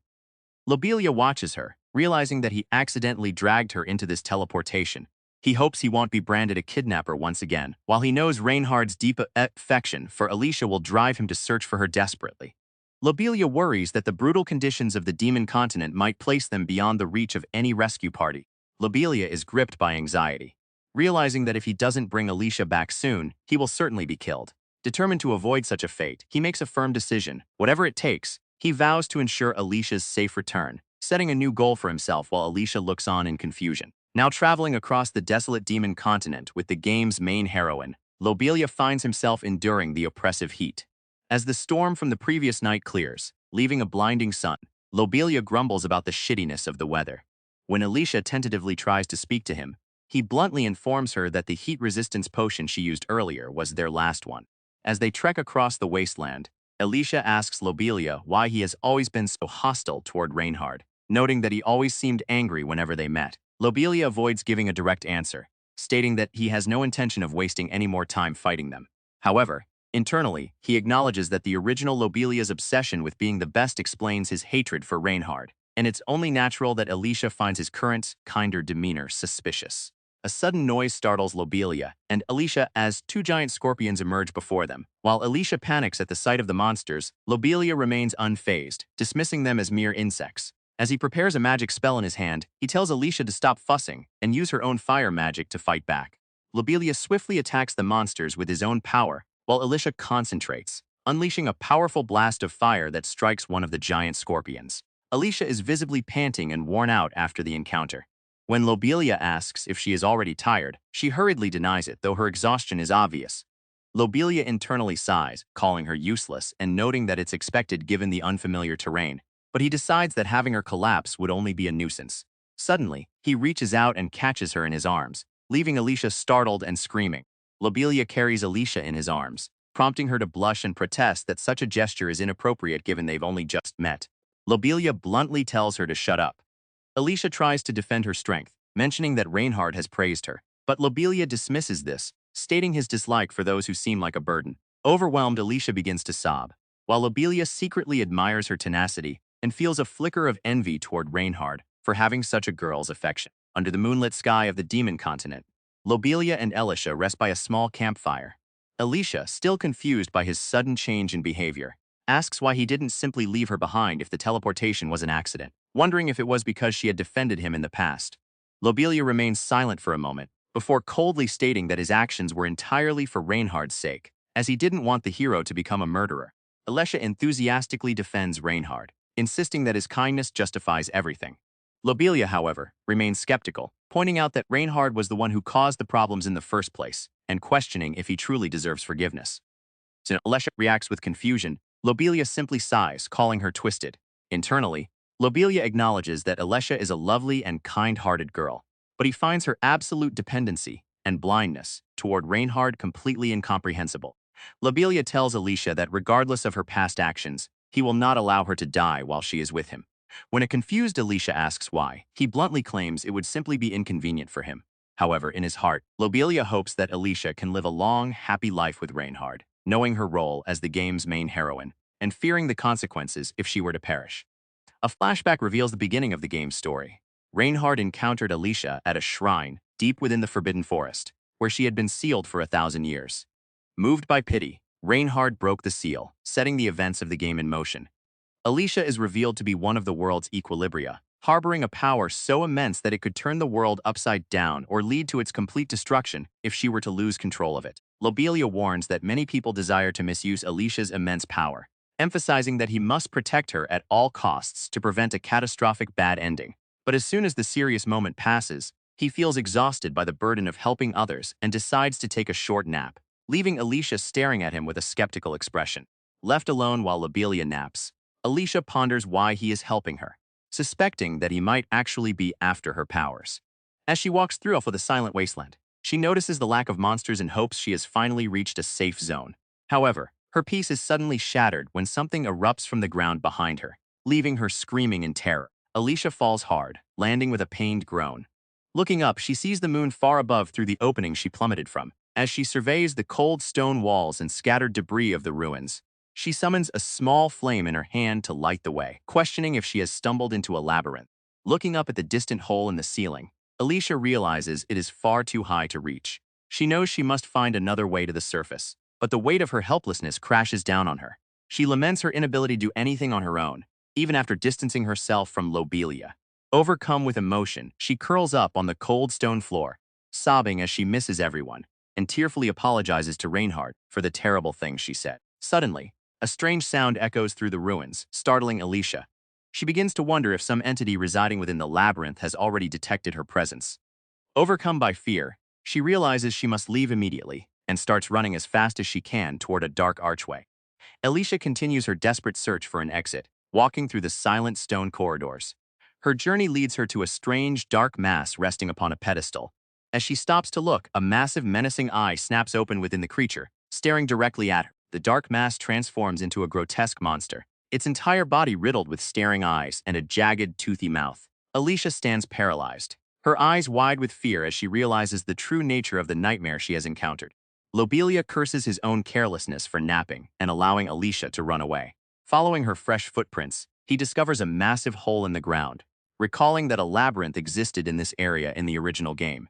He worries that Alicia, not being a combat-oriented magician, would have been easily defeated by the monsters here, unless the master of the labyrinth had intentionally guided her. Lobelia concludes that the boss room is the most likely place to find Alicia. Confident that a labyrinth on the demon continent is a cakewalk for him, he leaps into the hole, recalling how he had grinded this very area multiple times, back when it was just a game. Lobelia arrives in the labyrinth, landing firmly amidst a group of monsters. He notes that everything in the area is a rank, dismissively referring to the creatures as meat lumps. With a confident smirk, he decides that this is the perfect opportunity to relieve his excessive stress through combat. As the rank monsters roar and charge, Lobelia remains unfazed. With a single concentrated strike, he unleashes a powerful skill called Curse Break, wiping out the creatures in a massive explosion of energy. With an overwhelming display of power, Lobelia effortlessly wipes out the monsters surrounding him. Unfazed, he strides forward through the ruins, recalling the layout of the labyrinth to find the quickest route to the boss room. Lobelia arrives at his destination and kicks open the heavy metal door with a determined shout. As he steps inside, he is immediately confronted by the horrifying, multi-eyed boss of the labyrinth. Alicia is in a desperate situation, held tightly by the monster as she weakly pleads for help. Lobelia looks on with a sigh, commenting on how troublesome she is, before instantly unleashing a devastating void slash to strike down the creature. With Alicia safely held in his arms, Lobelia doesn't give the monster a chance to recover. He summons a colossal bolt of lightning, unleashing deadly thunder to annihilate the creature in one overwhelming strike. Alicia is overwhelmed with emotion and frantically apologizes to Lobelia for the trouble. Lobelia remains indifferent, telling her that they will talk after he deals with the enemy. He then summons a massive dark spear and launches it forward to obliterate the monster. Without hesitation, Lobelia executes his final blow. He launches the Annihilation Spear, a powerful strike that tears through the monster's massive body, leaving nothing but ruins in its wake. Alicia calls out to Lobelia as they walk away from the defeated monster. Lobelia reflects on the nature of Srank monsters, noting that they evolve over time, which made his high-cost, one-hit kill magic necessary. Alicia tearfully apologizes for causing trouble by running away on her own, but Lobelia simply tells her to forget it. Internally, he acknowledges that Alicia was likely terrified and wishes he could better demonstrate that he is her ally, despite his naturally sharp tongue. Lobelia explains to Alicia that he doesn't intend to let her die or treat her as a test subject, as that would only cause more trouble with Reinhard. He tells her that she is different from other fools, though he still calls her a fool for lacking self-awareness. Overwhelmed, Alicia quickly agrees. As they prepare to leave, Lobelia asks if there is anything else she wants to say. Alicia bows deeply, thanking Lobelia for saving her. Lobelia tells her to stop being so formal and just call him Lobelia, to which she quickly agrees. As they begin to move, Lobelia mentions that he wants to visit a specific town, even if it means taking a detour. When Alicia asks which town, he reveals it is Arcadia. Alicia is surprised to hear about Arcadia, noting that it is the place managed by Reinhard. As they travel, Lobelia recalls that Arcadia is a refuge for humans and demons on the harsh demon continent, but suffers from extreme poverty and a lack of support. Knowing that this leads to Reinhard's eventual despair in the game's original plot, Lobelia resolves to take action and improve the situation while he is in the area. Lobelia and Alicia finally arrive at the gates of Arcadia. Looking at the fortified walls, Alicia is surprised and questions if this is truly the place. However, before they can enter, a sudden arrow streaks through the air, barely missing Alicia and slamming into the ground beside her. The Sora on the wall aim their bows, shouting demands to know who they are and why they have come. Confused, Alicia looks to Lobelia, who quietly instructs her to play along if she wants them to be welcomed. Following his lead, Alicia puts on a desperate act, claiming they are war refugees who lost everything and have nowhere else to go. As she pleads for help, a command to cease fire is suddenly called out. A town official welcomes them, acknowledging their difficult journey and offering to guide them inside. As Lobelia and Alicia walk through the streets of Arcadia, the reality of the town's poverty becomes immediately apparent. Lobelia looks on with a grim expression as he sees exhausted residents collapsed on the ground, realizing just how desperate the situation truly is. Alicia is deeply saddened by the poverty she witnessed, admitting she had no idea Arcadia was in such a state. Lobelia reflects on the situation, noting that the town's purpose is likely just to deceive people and dispose of those considered nuisances. He explains that society still harbors prejudice against the demon race, making genuine support nearly impossible, and suspects that Reinhard is oblivious to the truth. Despite his harsh words, Lobelia serves Alicia a simple meal of bread and soup, telling her that someone as pathetic as her needs to recover her strength first. Alicia begins her meal with heartfelt gratitude, finding the food surprisingly delicious and far superior to the monster meat or rations she was used to in the Knight's Order. As she wonders about the secret to the taste, Lobelia bluntly tells her to save her thoughts and just finish eating. However, as she continues her meal, Alicia's expression changes as she notices something behind Lobelia and tentatively warns him. Alicia's intuition was correct. Several curious residents were peering through the window, their eyes sparkling with interest. While Alicia nervously wonders how to handle the intrusion, Lobelia remains completely unfazed. Moments later, the residents are inside, eagerly devouring the simple meal with great enthusiasm. After finishing their meal, the residents introduce themselves. Rui, Jessica, and Ars explain that they were driven to join in because they were starving, as aid ships have stopped coming to Arcadia for 3 months. While Lobelia reflects on how much worse the situation is than he had imagined, one of the residents suddenly asks him what he thinks of the hero. The residents bluntly label the hero as scum and the root of all evil, leaving Alicia distressed. Lobelia finds the accusation harsh, but internally, he resolves to teach the 3 of them how to survive in this harsh world without relying on any hero. Turning to them with a smirk, he boldly asks if they want strength, leaving the brats completely stunned. The 3 residents enthusiastically shout their agreement to be trained. Alicia looks on with concern, fearing that Lobelia might demand a terrible price for this strength, but he simply asks her what she thinks of him. After telling the residents to be prepared for their training, Lobelia announces that he will go on a patrol before it gets dark. With Alicia urging him to be careful, Lobelia walks through the rocky terrain, thinking about how the townspeople shared their limited food with him despite the lack of aid. Feeling a need to reciprocate their kindness, he searches for some easy prey to bring back. However, his search quickly leads him face-to-face with a massive howling monster. Facing the towering beast, Lobelia doesn't feel fear but excitement. "Jackpot," he exclaims, instantly launching a powerful attack called Jet Black Spear to take down the monster. The Jet Black Spear hits its mark, bringing the massive boar crashing down. Lobelia is thrilled with his luck, imagining the feast he can provide for the residents. Realizing the carcass is too large to carry in its entirety, he decides to take as much as he can manage. But just as he begins, something unexpected catches his attention, leaving him completely bewildered. Just as Lobelia is about to harvest his prey, a booming laugh echoes through the air, startling him. Standing before him with a smug expression is the Dragon King Boros, mockingly declaring himself at Lobelia's service. The one known as the loser from their previous encounter has made a sudden return. Boros' confident entrance is short-lived as he suddenly finds himself at the mercy of Lobelia's spear. Panicking, he desperately pleads for Lobelia to put the weapon away, claiming he has no intention of being hostile. Lobelia, however, remains unimpressed and disgusted, wondering why the bastard is still alive. Boros explains the ultimatum he faced at Lobelia's fictional Hell's Gate: swear eternal loyalty or become one of the abominations within. Terrified, Boros kneels and wholeheartedly pledges to serve Lobelia, however. Lobelia is not easily fooled, questioning if this is just a ploy to betray him later. Boros frantically denies it, insisting that the oath is a mandatory condition for his release. Boros passionately explains that the dragon race has always followed the stronger one, claiming he is drawn to Lobelia from the bottom of his heart. Lobelia remains completely unimpressed, thinking to himself that such praise from a womanizing villain is hardly flattering. With a cold return, Lobelia shoves Boros' head away. Despite the rough treatment, Boros remains eager, and Lobelia challenges him to prove his worth right here and now. Boros enthusiastically takes charge of the giant boar, offering to transport the meat to the entrance of Arcadia unnoticed. Lobelia, though surprised, agrees. Internally, Lobelia acknowledges that Boros is handy, but warns himself not to trust him completely, deciding instead to use him for as long as he is useful. The Ari are stunned to see the massive monster Lobelia hunted alone. Grateful for the meat, they praise him, referring to him as Torison, and a warrior invites him to guide them in the Bone Eater Valley. Lobelia dismisses the reward, suggesting they turn the leftovers into jerky, while internally deciding that it is safer to keep his identity as the arrogant magician a secret. Lobelia agrees to provide guidance to the warriors, but his peace is short-lived when Ellie suddenly appears, asking to join the party. She reveals that Lobelia, under his alias Tori, had taught her offensive magic and she wants to gain real battle experience. Though surprised, Lobelia gives her his reluctant approval. Meanwhile, the warriors look forward to the hunt, planning to depart in 5 days to gather more supplies.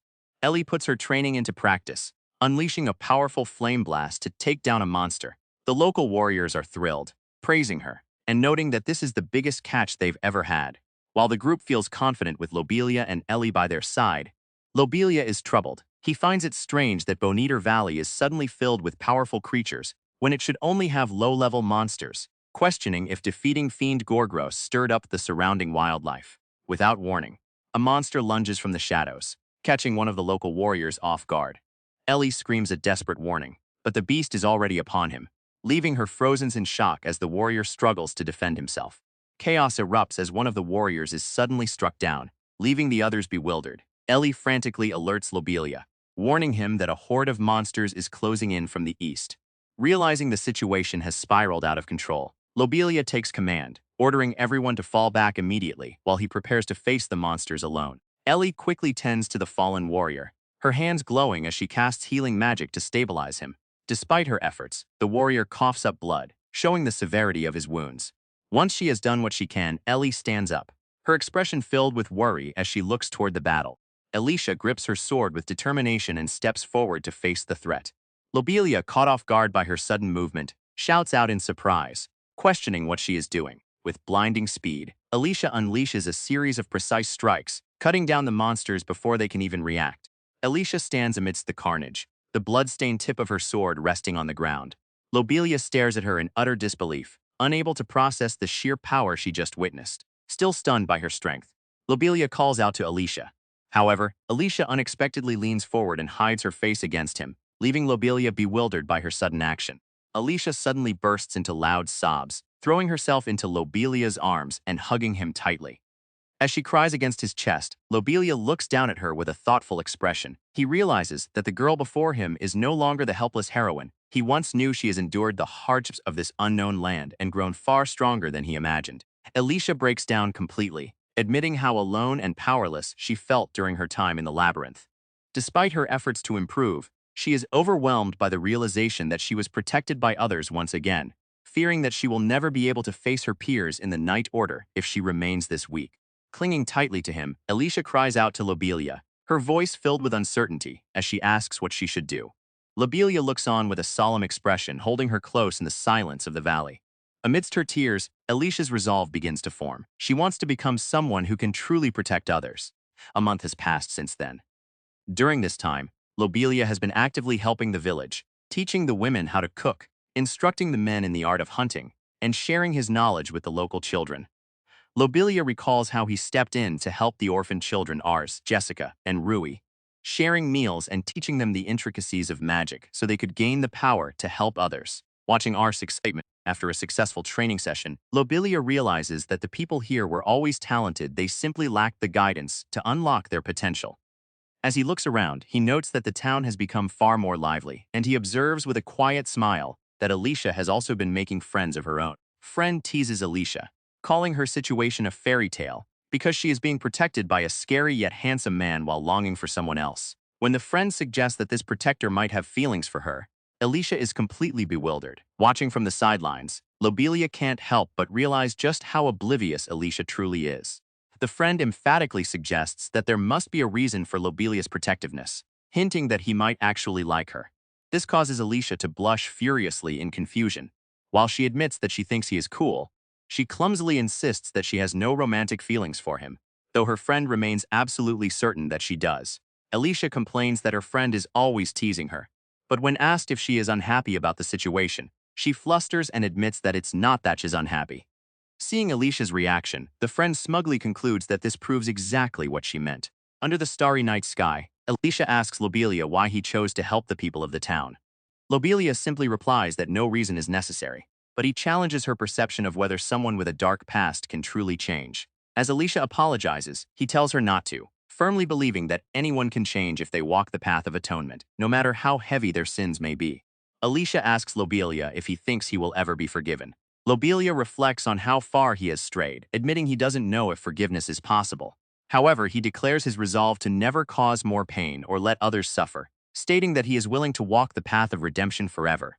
As Alicia begins to ask another question, Lobelia prompts her to continue. Looking at Lobelia with earnest eyes, Alicia tells him that she wants to walk with him too. She softly asks if it would be okay for her to join him on his journey, leaving Lobelia momentarily stunned by her request.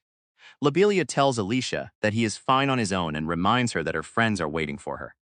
Flustered, Alicia realizes she might have said something strange and quickly apologizes. She then explains that she has something to take care of tomorrow and asks if it is all right if she heads out first, to which Lobelia simply gives her his permission. Alicia thanks Lobelia and wishes him a good night as she walks away. Once she is gone, Lobelia is left in a state of shock, suddenly realizing the implication of her offer to walk the path of redemption with him. He frantically wonders if she actually wants to spend the rest of her life with him, unable to believe it could be true. Another month passes, and the relationship between Lobelia and Alicia has evolved into one of training. The two engage in a fierce sparring match, their swords clashing loudly as Alicia launches a spirited attack with a determined shout. The intensity of the fight peaks until a sudden, decisive grab occurs. Alicia swings her sword with a swift swoosh, but she is ultimately outmatched. Panting and exhausted, she collapses on the ground, lamenting that she couldn't land a single hit today.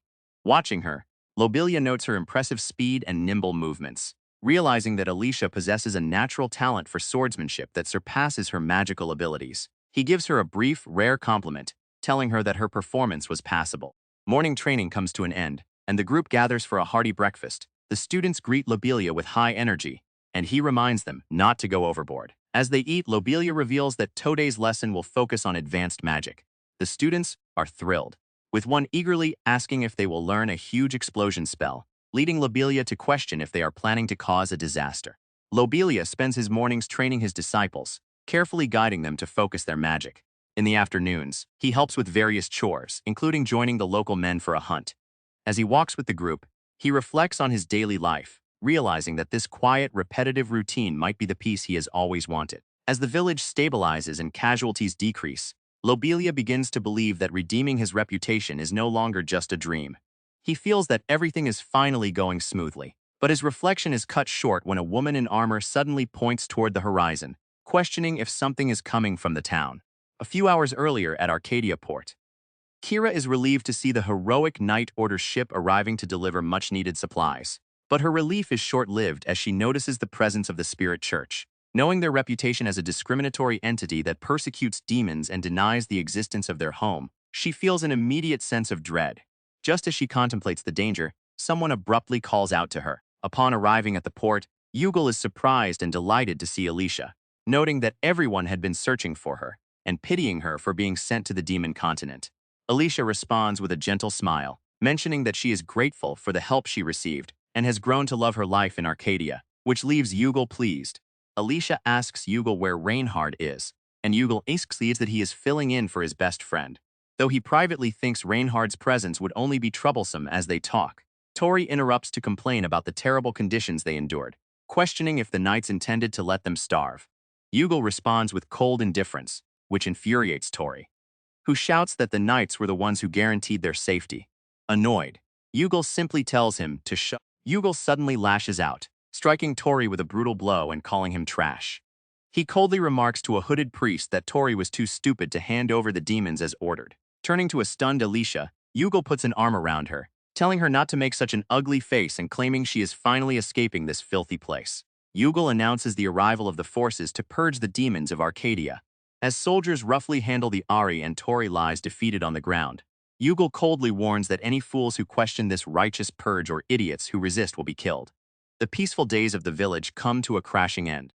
Lobelia stands amidst the ruins of the town, staring in disbelief at the carnage. Surrounded by rubble and fallen bodies, he is shocked by the scale of the destruction, wondering what the hell has happened to the place. Amidst the ruins, Lobelia is suddenly approached by two distraught residents. They cry out in desperation, pointing to Rui, who lies unconscious and bloodied on the ground. In their grief, they plead with Lobelia, calling him master and begging him to use his power to save the dying boy. Looks on with a solemn expression as he holds a vial of panacea. Despite the residents' hopes, he delivers the crushing news that the potion cannot bring the dead back to life. The girl breaks down in tears, devastated by the realization that Rui is gone. Following the tragedy, Lobelia worked alongside the town's warriors to search for survivors, but they only managed to find 30 people. He notes that Alicia is also missing, though he believes her exceptional sword skills likely kept her alive and that she may be searching for others elsewhere. As he surveys the devastation, Lobelia realizes the grim truth. The Spirit Church and the heroic knights are in cahoots, which explains why so many demons are being slaughtered. Lobelia reflects on the original game's narrative, remembering how Elliot claimed Arcadia's destruction was caused by poverty and internal conflict. Because Reinhard trusted his best friend implicitly, he never questioned this version of events. Lobelia looks at Reinhard, knowing the brutal truth of the purge that actually occurred. Lobelia stands in the wreckage, heartbroken that the happiness the residents had finally found was stolen in just a few hours. He reunites with Tori and Ellie, but the relief is short-lived. With a worried expression, Ellie reveals that someone was taken away by the knights. Tori tearfully recounts the tragedy, explaining that Ellie fought bravely to protect the residents when they were on the brink of death. A blond man named Elliot appeared and promised to let the others go if Ellie followed him obediently. However, it was all a lie, while Tori managed to escape. Almost everyone else was slaughtered, and Ellie was dragged away by the attackers. Lobelia is consumed by a mixture of despair and rage. He questions if he is destined to make the wrong choices simply because he is the villain, wondering if he must become the monster the world perceives him to be just to survive. But as the weight of the loss hits him, he reaches a breaking point. With a bitter laugh, he vows that for the sake of those he holds dear, he will become anything, and whatever was stolen from him, he will take it back. Lobelia bursts into a manic laugh, questioning why he had been hesitating for so long. Tori looks on in shock as Lobelia coldly declares that he is not the gentle person Tori knows. With a smirk of confidence, he proudly proclaims his true identity, the arrogant magician, Lobelia Crowley. The scene shifts to the heroic Knight Order's ship. Alicia sits in silence, her expression heavy with grief. Elliot approaches her, holding a drink and cheerfully urging her to stop sulking and join the celebration, claiming it is a fantastic day. Disgusted by his lack of remorse, Alicia confronts him, questioning how he can drink so casually after taking the lives of so many innocent people. Elliot, however, responds with complete indifference, acting as if he has no idea what she is talking about. Elliot smugly remarks that a demon's very birth is a sin, but Alicia responds with a sudden violent headbutt that sends him reeling. As Alicia collapses, a furious Elliot glares down at her, calling her a bitch and cursing her for the attack. Elliot recovers from the blow and violently grabs Alicia, questioning when she became bold enough to glare at him. He mocks her for previously hiding behind Reinhard and reveals his sinister motive, stating that the only reason he kept her alive was to make her his woman. Elliot pins Alicia down with a cruel smile, mocking her dependence on Reinhard and reminding her that she is completely alone. Terrified and trembling, Alicia closes her eyes and whispers a desperate plea not for Reinhard but for Lobelia to save her. The mention of that name causes Elliot to freeze in sudden shock. Suddenly, Lobelia hears an unusual noise and looks around, questioning what it is. He is not alone, as a formidable group of underlings stands behind him in formation, marking his imposing presence. Under the crescent moon, Lobelia stands with a cold, piercing gaze, his cloak fluttering in the wind. He solemnly declares that from this moment on, it is the beginning of hell. Elliot, completely stunned by the sudden appearance and the overwhelming aura, can only stutter in disbelief as he realizes he is facing the arrogant magician, Lobelia Crowley. Following his chilling declaration, Lobelia wastes no time and lunges into action, brutally attacking the underlings. Panic spreads among the enemy ranks as they scramble to set up a barrier. Terrified, they call out to their priest, pleading for protection as they realize they are completely outmatched by the monster before them. Elliot screams "Die" as he swings his sword with full force at Lobelia. However, the blade is stopped dead in its tracks by an invisible magic barrier, leaving Elliot completely stunned. Before he can even process what is happening, Lobelia reaches out and firmly grabs him by the face, silencing his shock with a brutal force. Lobelia slams Elliot into the ground, sending shockwaves through the deck. As the underlings scream in terror for their leader, Lobelia coldly declares that there is no escape. In a flash, he unleashes the jet-black spear, sending multiple dark projectiles piercing through the guards, wiping them out instantly. A hooded priest desperately prays to his god for salvation, but his pleas fall on deaf ears as Lobelia's jet-black spear brutally impales him. Coldly observing the carnage, Lobelia dismisses the god they worship and vows to make them suffer for what they did to Arcadia. As he moves further into the ship, he wonders if Alicia is still inside. Lobelia notices a single open door in the hallway and enters. Inside, he finds Alicia, who looks at him in surprise. As they reunite, Lobelia's expression turns to concern as he notices a bruise on her. Lobelia looks down at the terrified Alicia, who cowers before him. Seeing her reaction, he reflects on his own blood-stained appearance, acknowledging that he truly looks like a villain in this moment. Overcome with emotion, Alicia weeps, confessing that she had full faith that Lobelia would come to rescue her. Moved by her words, Lobelia reaches out to gently pat her head, though he speaks with a hint of self-deprecation, calling her foolish for believing in someone like him. Lobelia hands Alicia a recovery potion, ordering her to drink it before she returns to the others. Alicia is hesitant, questioning the odd color of the liquid, but Lobelia's menacing insistence leaves her no choice but to comply. As she swallows the bitter potion, she quickly becomes dazed and falls fast asleep in his arms. Lobelia quietly reveals that the potion was designed to induce sleep, as he cannot let Alicia witness the devastation he has caused on the ship. Lobelia asks Hana for a status report, only to find out that one of her most skilled disciples, Ars, has disappeared. Just as Hana expresses regret for bringing him along, a sudden explosion echoes through the ship. Carrying the sleeping Alicia, Lobelia grits his teeth, determined not to make any more mistakes as he wonders if enemies still remain on board. Lobelia urgently orders everyone to evacuate and return to the fishing boat. Despite his comrades' concern for him, he firmly commands them to leave, stating that he will deal with the remaining enemies and find Ars on his own. As he watches them go, Lobelia reflects out of his precarious state after the explosion, realizing that searching in large groups would only increase the risk of sinking. He resolves to face the danger alone, unwilling to let any more of his comrades perish. Lobelia clicks his tongue, reflecting that his decision to stay behind was a gamble that actually paid off. However, the situation turns dire as he finds Ars tied up and helpless, with a smirking enemy holding a blade to his throat. As Ars cries out for his master, Lobelia is left facing a dangerous confrontation. The enemy from Arcadia questions how someone like Lobelia became a guard, and mocks his apparent care for his disciple, even bringing up Alicia. Lobelia coldly demands that the enemy release Ars. However, the enemy responds with a sadistic condition, offering to let the boy go only if Lobelia kills himself. Ars shouts with conviction, declaring that his master will avenge their fallen comrades and begging the enemy to take his life instead of Lobelia's. Infuriated, the enemy silences him harshly. In that moment, ominous chains suddenly erupt and bind Lobelia, leaving him completely immobilized. Just as the ominous chains tighten, Lobelia activates his divine armament, instantly switching positions with Ars. The sudden movement sends Ars flying back, safely away from the danger, while Lobelia calmly accepts the restraint to protect his disciple. Lobelia quickly reaches Ars, relieved to find that his disciple is still alive. Seeing the damage caused by the ominous chains, he administers a powerful panacea to stop the corrosive effect of the black magic. As the enemy mocks him and questions his connection to Rui, Lobelia's gaze turns freezing. He dismisses the enemy's words as nonsense, declaring that people like them truly disgust him. Images of a horrific past surface as Lobelia describes the agony of watching loved ones be tortured and broken by demons. With a piercing cold glare, he tells the enemy that a naive brat like them could never understand such true suffering. Infuriated by Lobelia's cold dismissal, the enemy lunges forward with a fierce attack, screaming for him to stop talking big. However, Lobelia remains focused on Ars' safety. Realizing he needs to separate the two, Lobelia unleashes a massive shockwave, blasting the enemy back with a thunderous explosion to create a safe distance. The enemy from Arcadia stands amidst the smoke, baffled that the notorious Lobelia would fight for someone else's sake. He mocks Lobelia for being a soft-hearted fool, but Lobelia remains unfazed, stating he has no desire to be understood by such a rotten bastard. With a sudden surge of intensity, the two clash their blades with a loud metallic ring. As they clash, Lobelia realizes that Elliot may have suffered a similar betrayal by demons as he did, turning them both into villains fueled by revenge. However, remembering the faces of Rui and his other precious comrades, Lobelia's resolve hardens.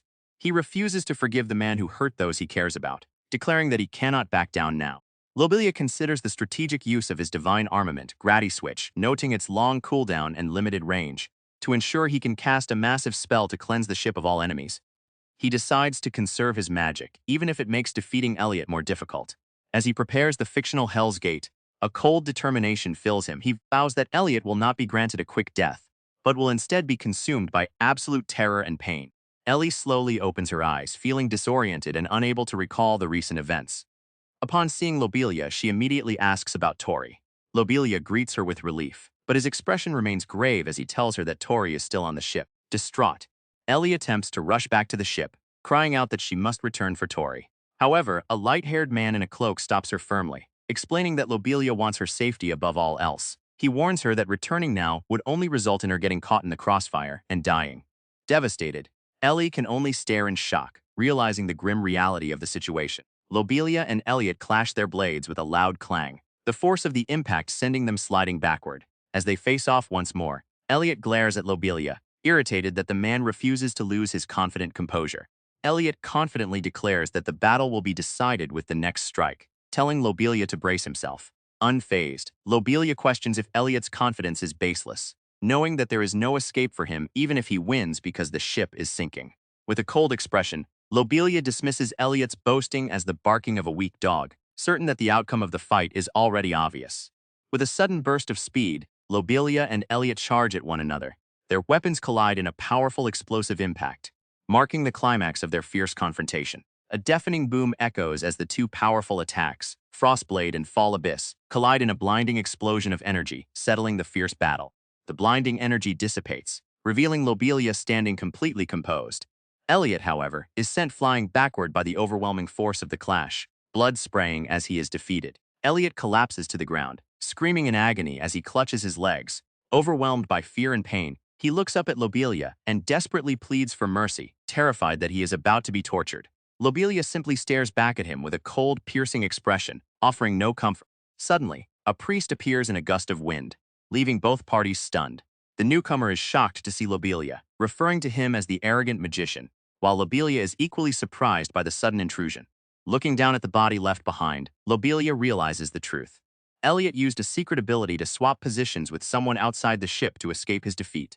Lobelia reflects on his momentary lapse in judgment, wondering if he had unconsciously sympathized with Elliot's plight.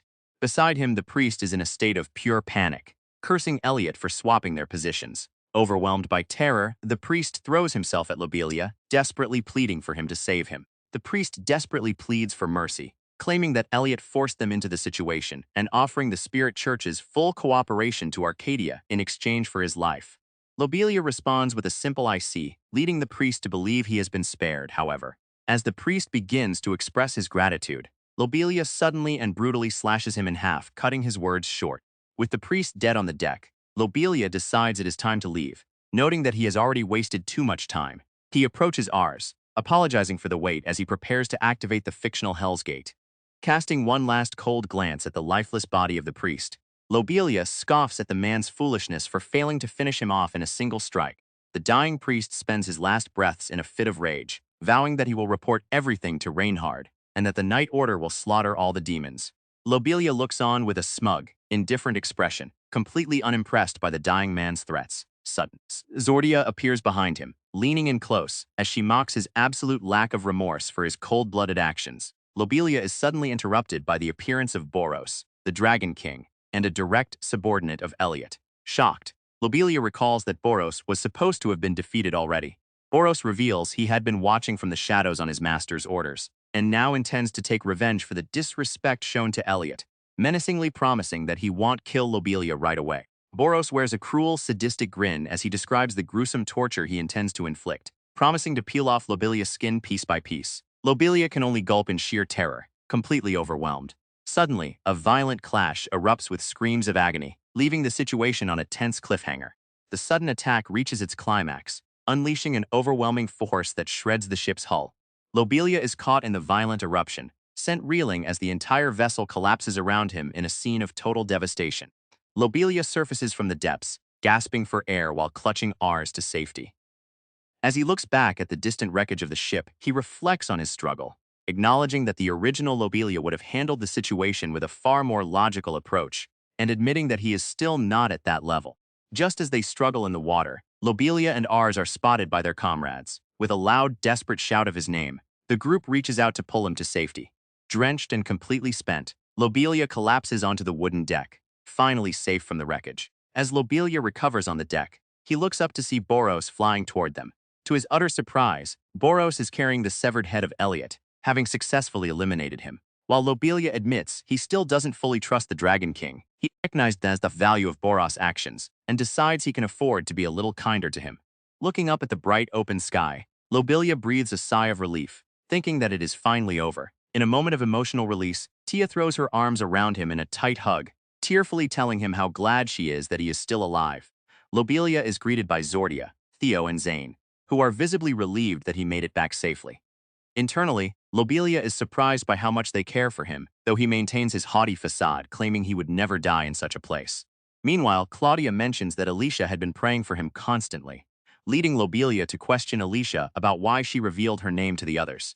Alicia explains that since everyone was already aware of Lobelia's true identity, she felt it was right to reveal her own history as a former member of the Heroic Knights.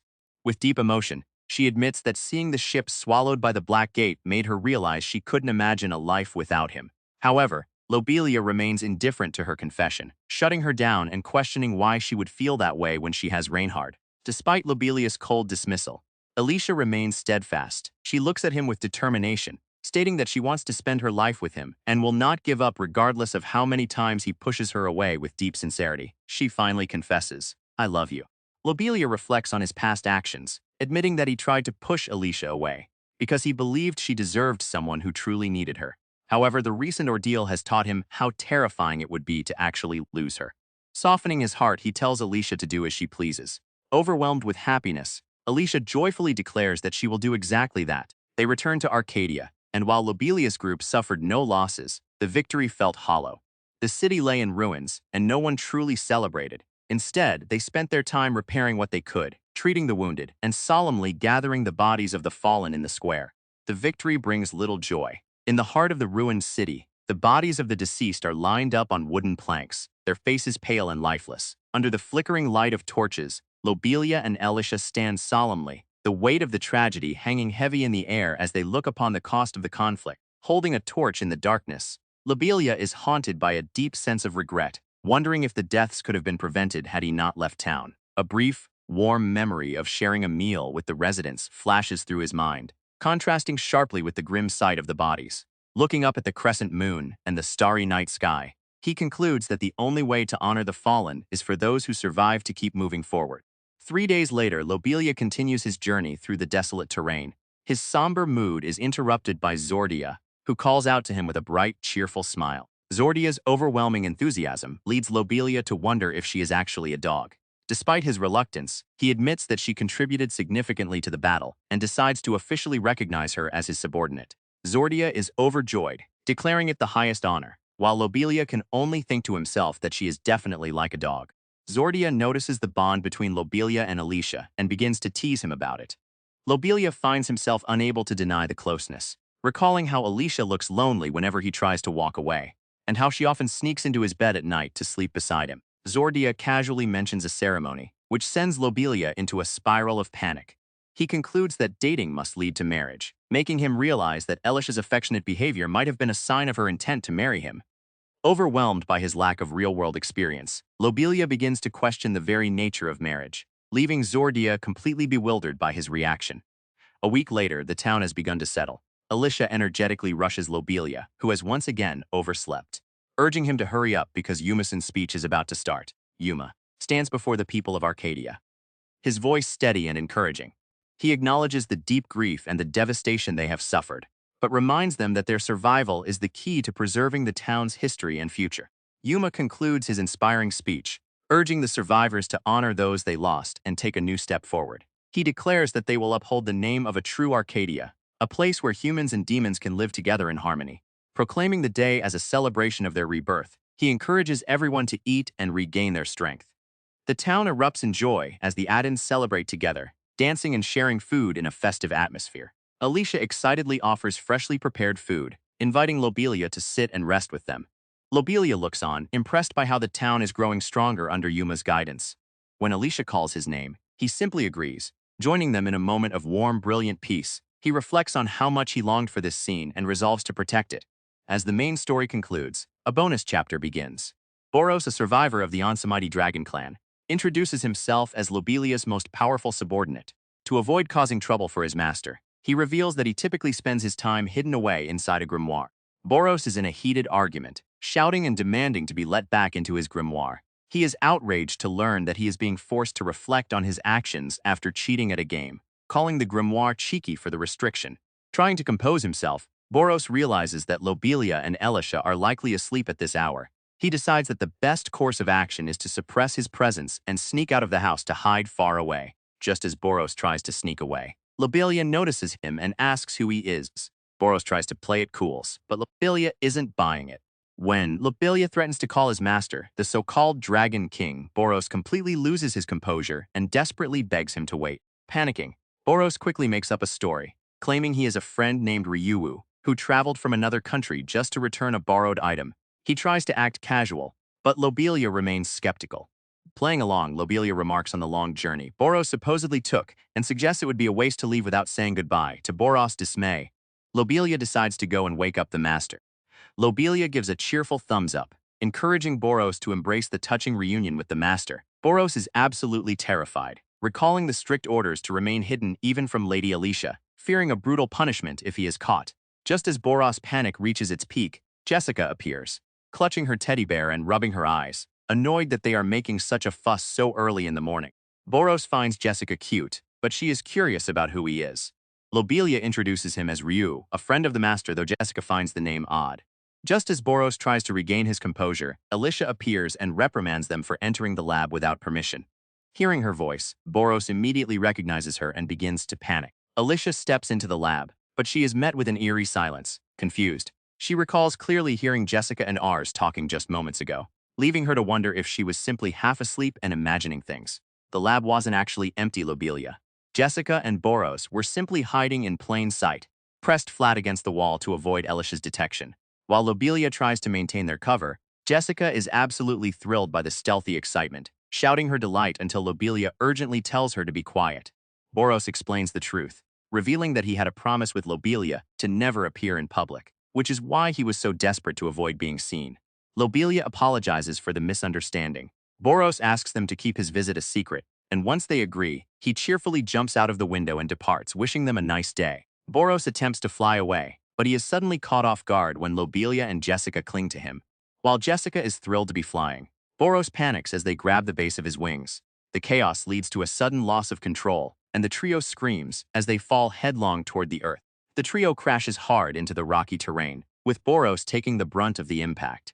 While Boros complains that the reckless flight nearly cost him his life and insists they return to town immediately, Lobelia is absolutely thrilled, exclaiming that it was his first time flying.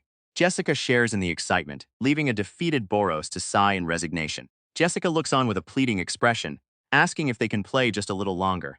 Boros initially seems hesitant, but he quickly gives in, declaring that he has no choice.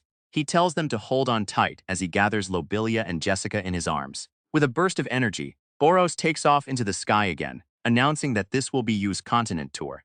Boros soars through the sky, carrying Lobelia and Jessica over a vast barren landscape. The two of them look on in absolute wonder, their faces beaming with joy. Watching them, Boros reflects that they must have spent so much time in town that even a desolate wasteland feels like a bright new world through their eyes. Continuing the tour, Boros points out the various creatures inhabiting the wasteland. He describes the bone coyotes, who sleep in clusters during the day but remain alert to predators. He then mentions the sandworms, which hold a tactical advantage in the sand, and warns about the hypno-jaguars, whose sleep-inducing scent allows them to drag unsuspecting prey back to their nests.